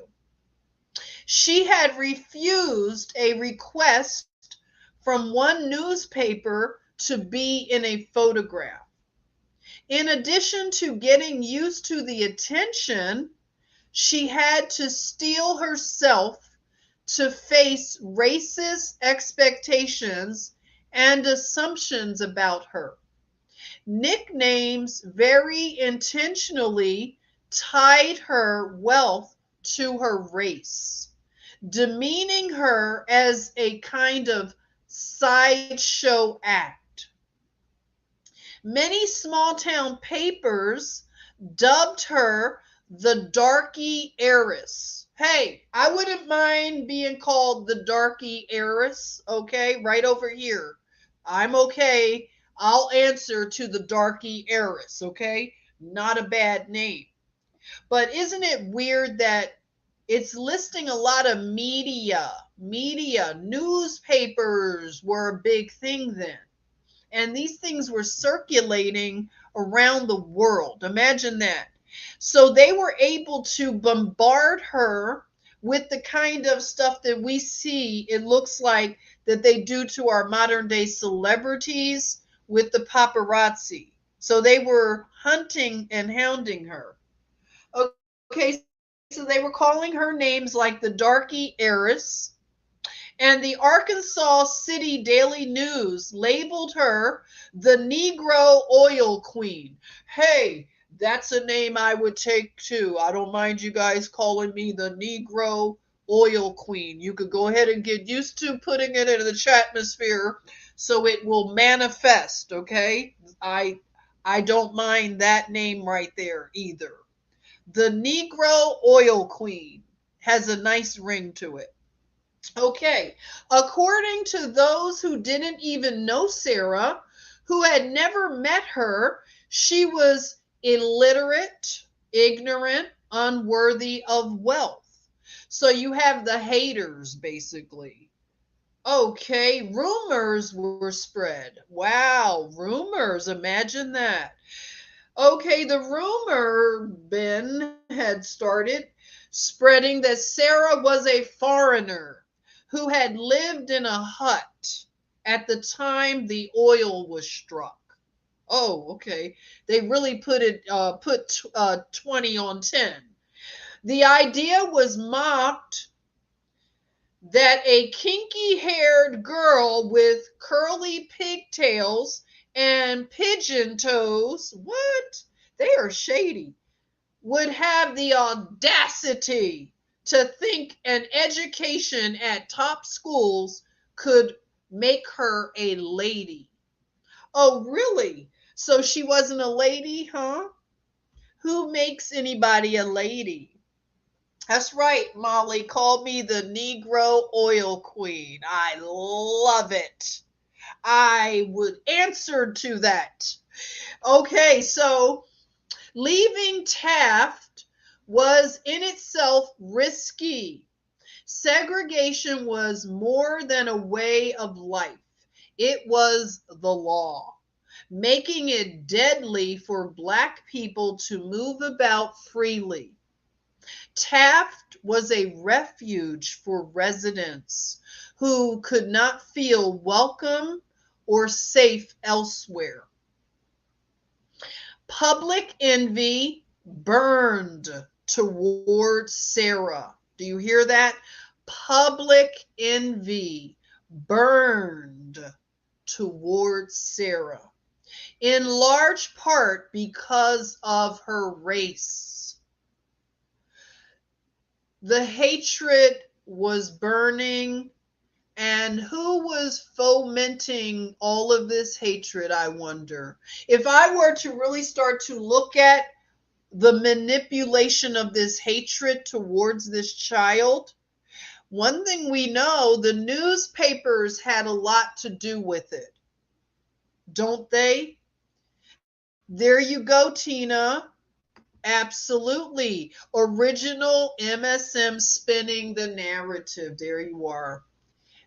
There you are. Lady Knievel, welcome. I haven't seen you in a while. It's just a pigment of skin. Sheesh. Yeah, well, it is to a degree, but it's so much more than that. It's a legal issue of contracts, and it's they want us to think it's just about skin. It is not about skin pigment. When we really look into this, it is about status, identity, and heirship. It really is, everybody. They confuse it and keep it hidden within skin color so we could stay stuck on skin color. It's much, much more than it. Okay, so again, public envy is burning, and they're saying it's because of her race. Lease that land and see what's under it. A newspaper encouraged its white readers while reporting about Sarah. So again, this is a newspaper, everybody, that is stirring the pot. So they're saying, lease the land and see what's under it, encouraging white readers to do that. As white citizens, they were assured they deserved fortunes more than Sarah did. Are you as good as a Negro? They ask. Think it over. So the newspaper is putting headlines like that. You know, in the vernacular of culture, they would describe that as the newspapers were putting a battery in the back of the white people, the so-called white people. So you can see who is behind a lot of this. I'm starting to see it even more.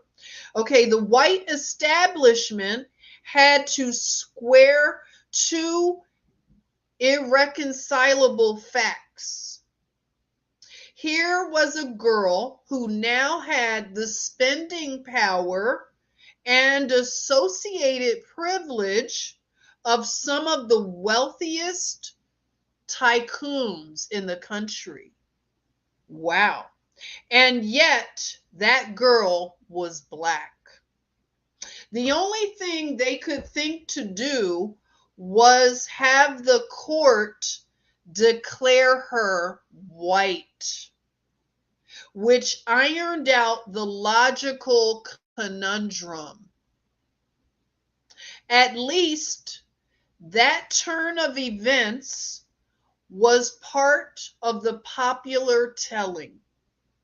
The existence of the tale suggests that, in fact, is the way many people at the time thought. But the court declaration of Sarah as white actually appears to be apocryphal. In reality, the system never forgot Sarah was black, not for a moment. Right after the exultation surrounding the first oil gusher, a white financial guardian was appointed to oversee Sarah's money.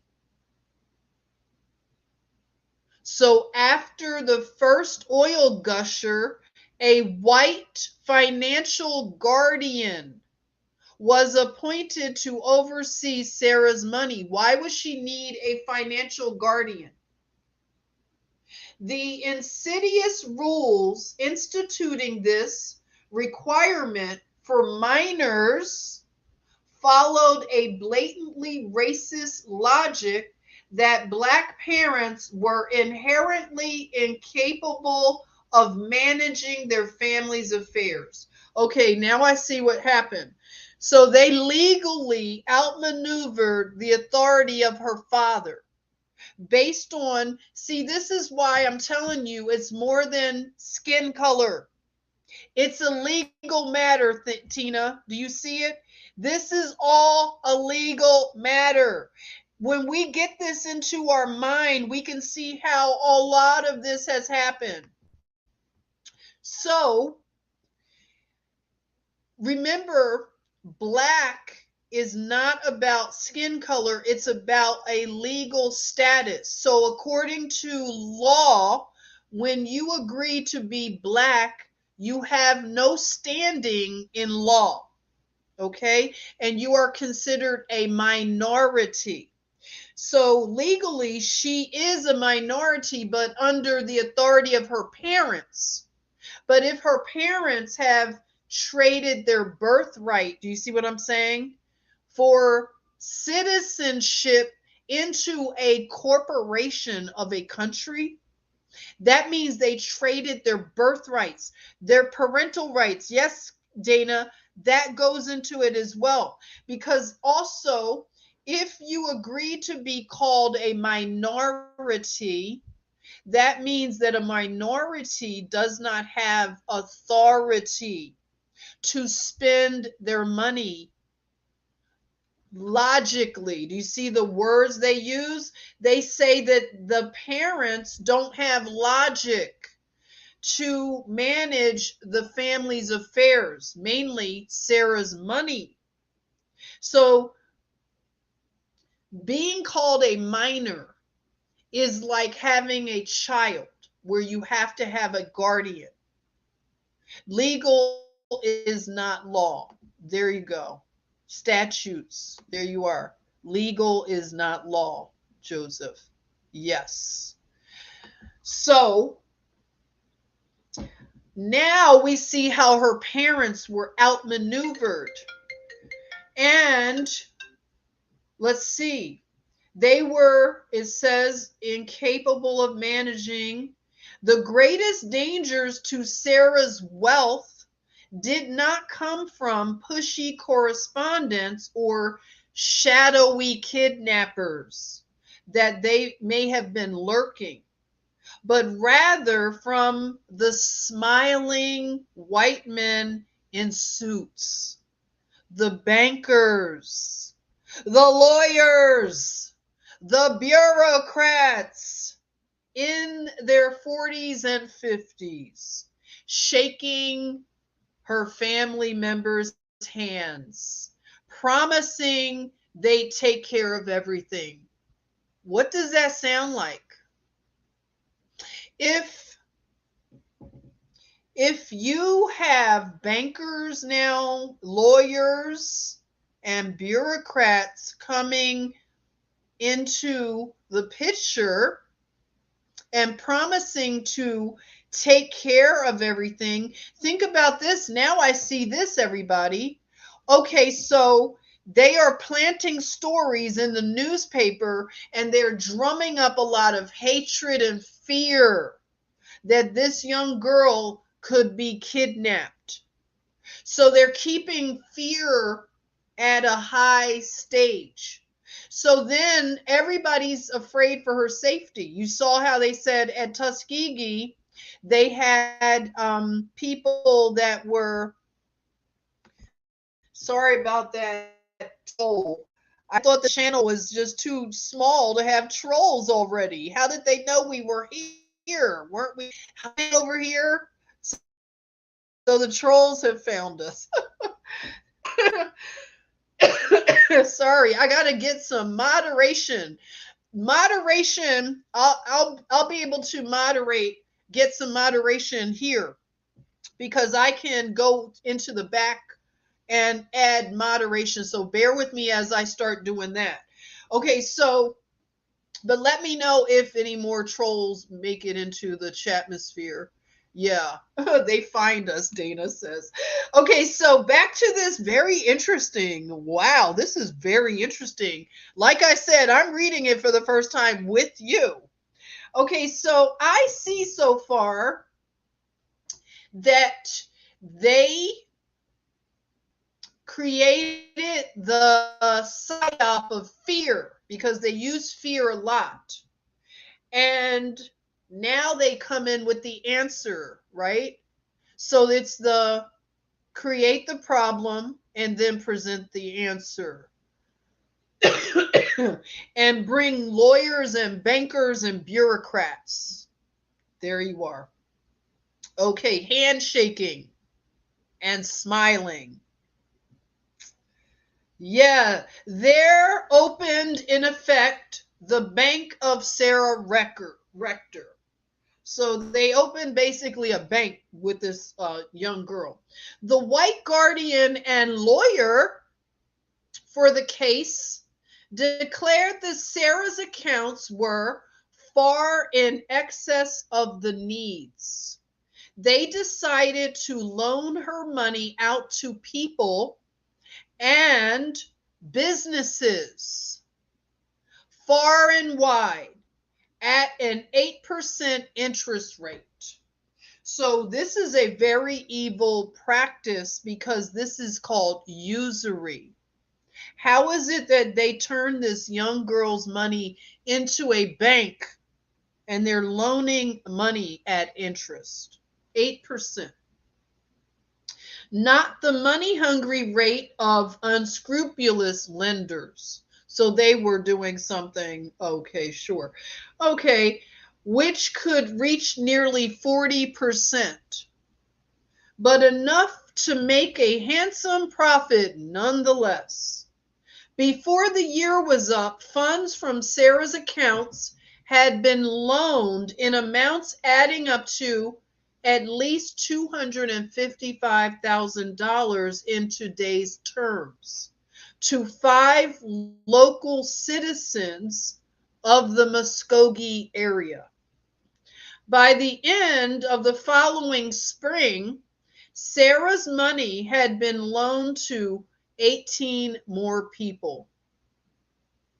The Guardian received at least 2% of total funds, and the lawyer would skim off a percentage too. They would also receive kickbacks for directing money into certain investments.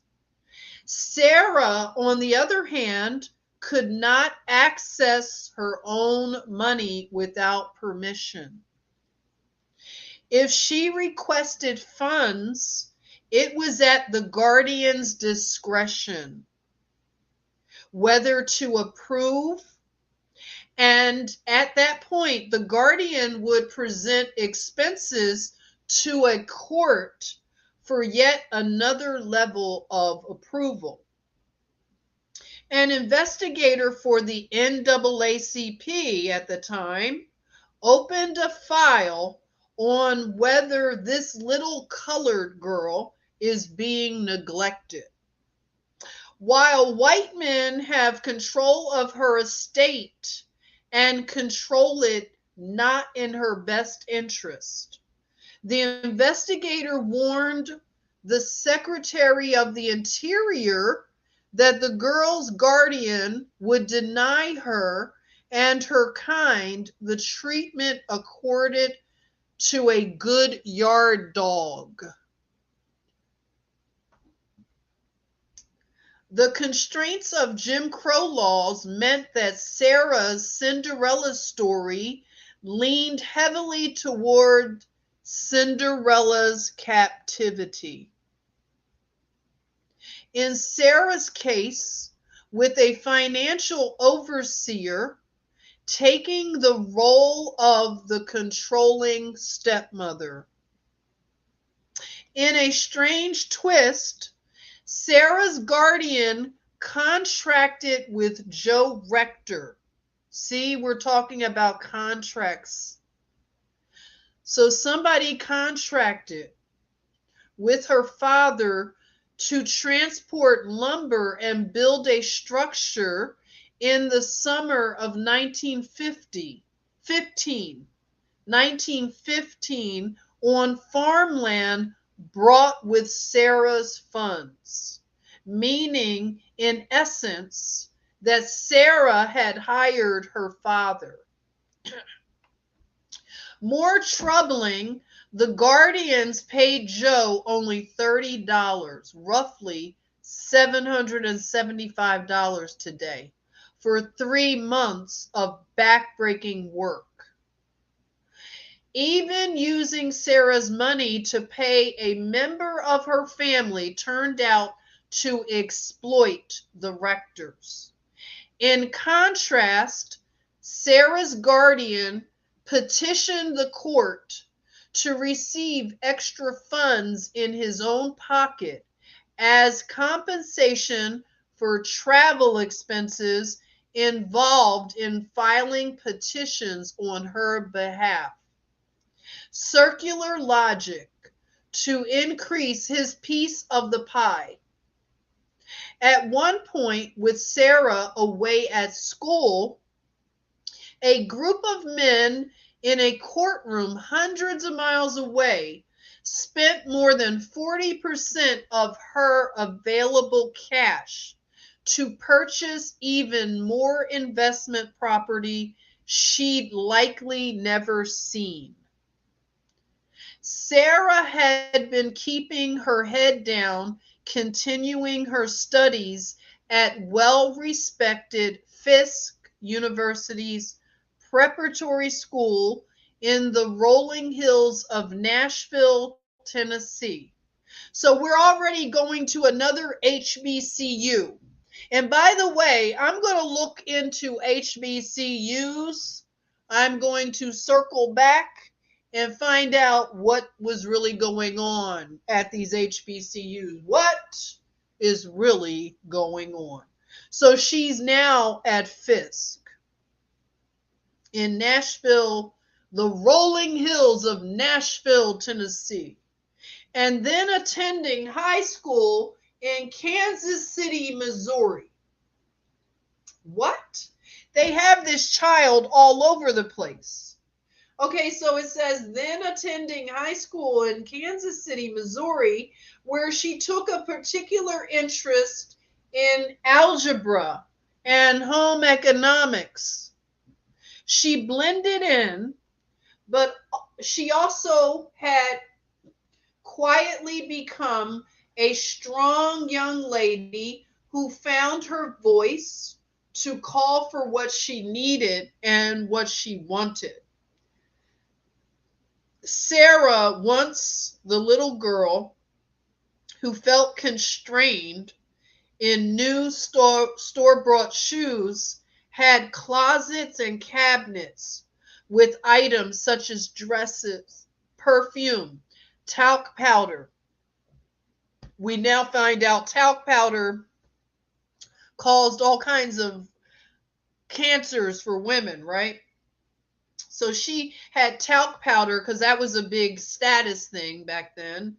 So she had corsets and shoes and coats, ribbons, suits, hosiery, linen, silk, and lace. She acquired a Victrola record player with records and a cutting-edge Kodak camera. She had a Kodak camera, y'all, to capture the incredible sights and to do her podcast. I'm only kidding. Okay. It doesn't say that. But it might. It could, right? Okay, she had a camera. Probably one better than mine, of course. Okay, so capture the incredible sights she was seeing around the country at a time when less than 4% of Americans owned an automobile. 16-year-old Sarah, now she's 16, rolled up to her destinations in a Premier, a sought-after touring car, that was as much a status symbol as it was a comfortable conveyance. The car was valued at an amount equivalent to nearly $43,000 today. Okay, I know some of you like cars. Today, a $43,000 car is a nice car, right? So she had the equivalent of a $43,000 car back then. And we're talking about high quality, of course. As signs of mismanagement by her financial guardian, we saw that coming, right? Became clearer, Sarah would no longer sit still, not to be ignored and exploited, nor to be coddled and insulated. The NAACP had tried to run interference, but their hands were tied by a legal system set up to favor the white bureaucrats, greedy to keep control. I don't trust the NAACP. It looks like this was what do they call it? Controlled opposition is what I'm seeing. Let me know if you think the same thing. This could be controlled opposition because we know the NAACP was set up by non-Negro people. I won't call them out, but you're welcome to. Okay, so they ran interference, but it says their hands were tied by a legal system set up to favor the white bureaucrats, greedy to keep control. Sarah put together a petition demanding her father be appointed one of her financial guardians, a hurdle any white miner would never have had to encounter in the first place. So they made her a white miner, they said at one point. This is so crazy. Okay, so the court sat on Sarah's petition without acting, ultimately strong-arming her into retracting it and relying on yet another team of white men in suits to be in charge of her wealth. This, even though one of her guardians had now been publicly accused of lining his pockets with Sarah's money. He was still allowed to stick around with yet another white man appointed to assist him. Sarah's premier automobile could take her wherever she needed to go to keep fighting. Determined, she would set out again to make things right. Then, driving in her sleek Premier during the Midwest's notoriously windy season, Sarah crashed. The automobile was nearly totaled, a jumble of hubcaps, spark plugs, and gaskets that racked up a repair bill adding up to $2,200 in today's value. Sarah was unscathed. The accident, though, stuck an ominous note for her future as Sarah ticked closer to 18 years old, when her authority over her money by right should increase. Opportunists dug in their heels. The largest pair of court-authorized bureaucrats to oversee her purse strings had gone behind Sarah's back and signed a contract. There you go. Contracts. They signed a contract in her name that extended a lease she had on oil-rich land mined by the Prairie Oil and Gas Company. The conspicuous timing was glaring. The contract was set to expire after she was already a legal adult. The extended lease was not a fiscally sound move. The price guaranteed $300,000, roughly $5 million today, did not match the market's trends.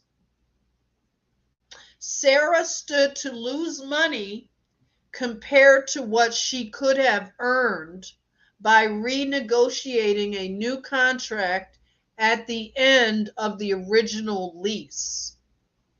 The entities poised to profit were her guardians and the mining company.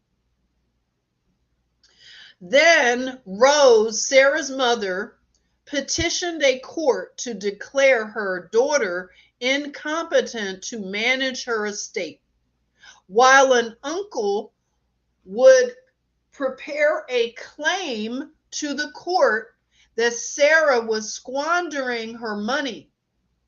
One likely possibility was that the team of guardians had manipulated Rose into filing her petition, convincing her Sarah was in over her head and needed intervention.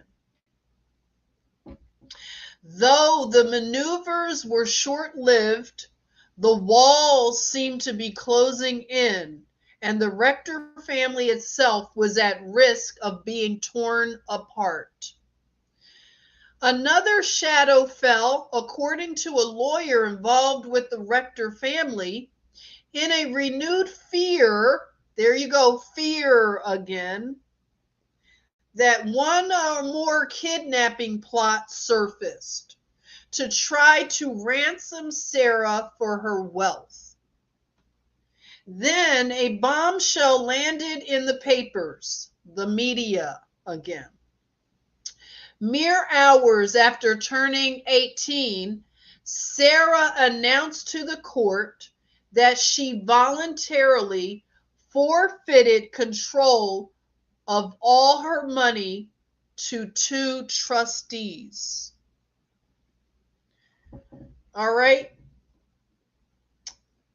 A bombshell landed in the newspaper saying right before she turned 18, hours before she turned 18, that she was voluntarily forfeiting control of all her money to two trustees.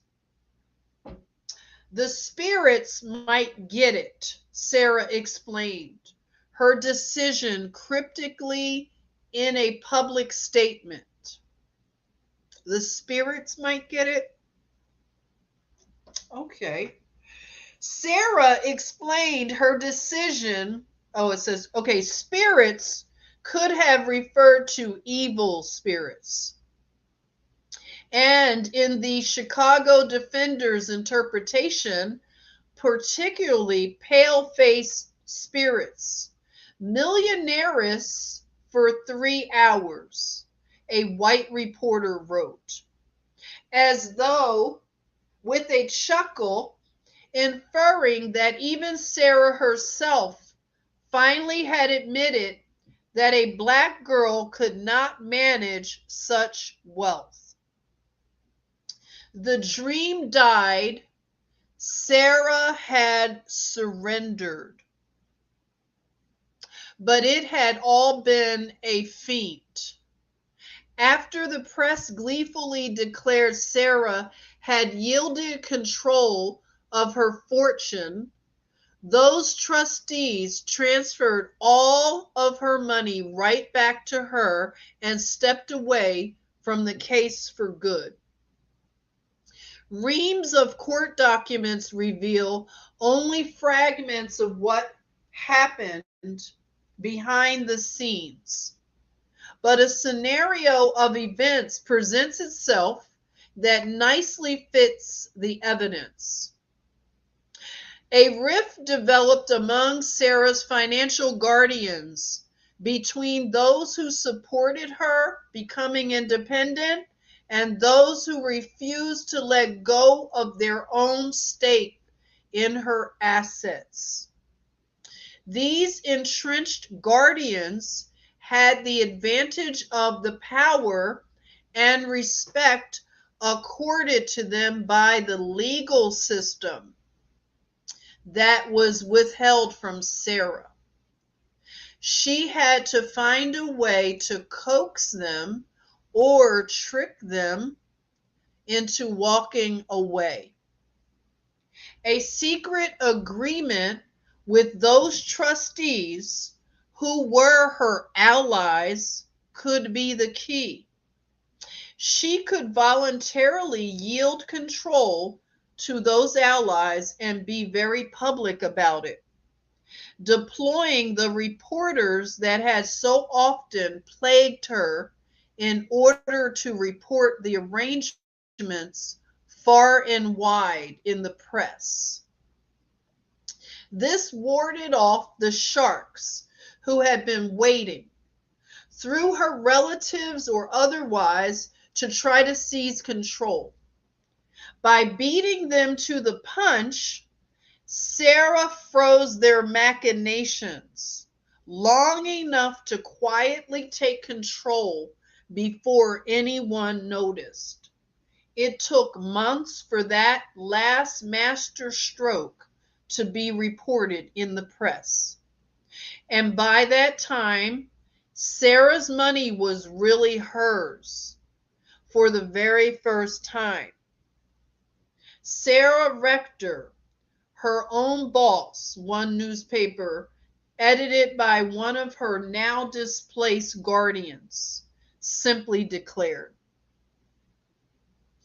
she had outwitted them all. Didn't we just say that Michael Jackson had outwitted everybody over at Sony?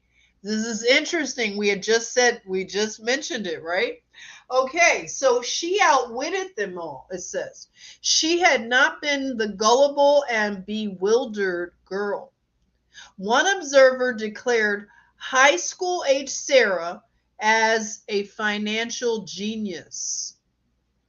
Having seen the power of liquid gold in his daughter's case, Joe Rector searched for a chance to contribute to his family's wealth without the unjust constraints that had been imposed by the legal system onto Sarah.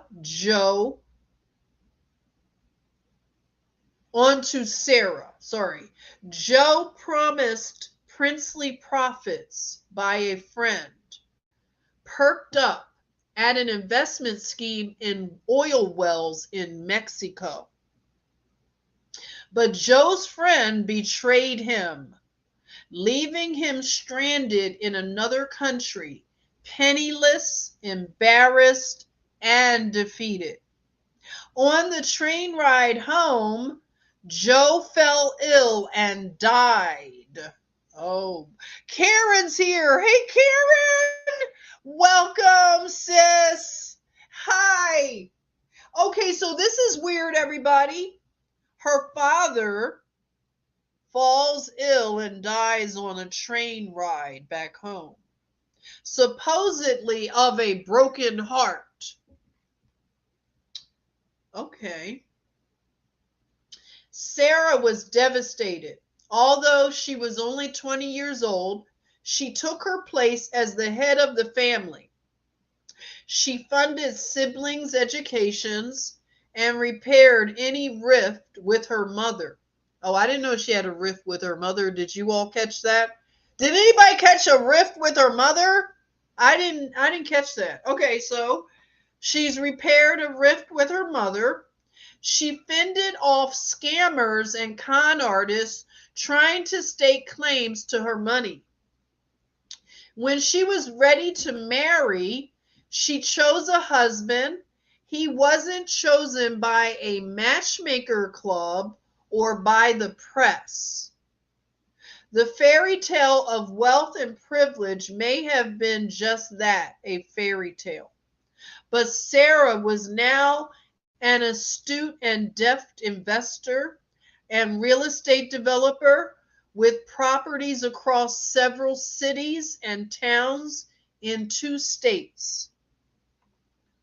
There was reason to take particular pride in one of those impressive properties, the Fike building on South 2nd Street in downtown Muskogee, Oklahoma. It was a truly grand specimen of architecture with 13-inch walls and Carthage stone trimmings, towering 2 stories high and spanning practically an entire city block. It was so big that 6 successful storefronts lined the first floor, and a boarding house with accommodations to room at least 40 guests occupied the upstairs level. The previous owner, Bob Fike, reportedly refused to rent out any space to black businesses. Now Sarah owned the entire structure. Too bad for you, Bob Fike. Meep, meep. Yes.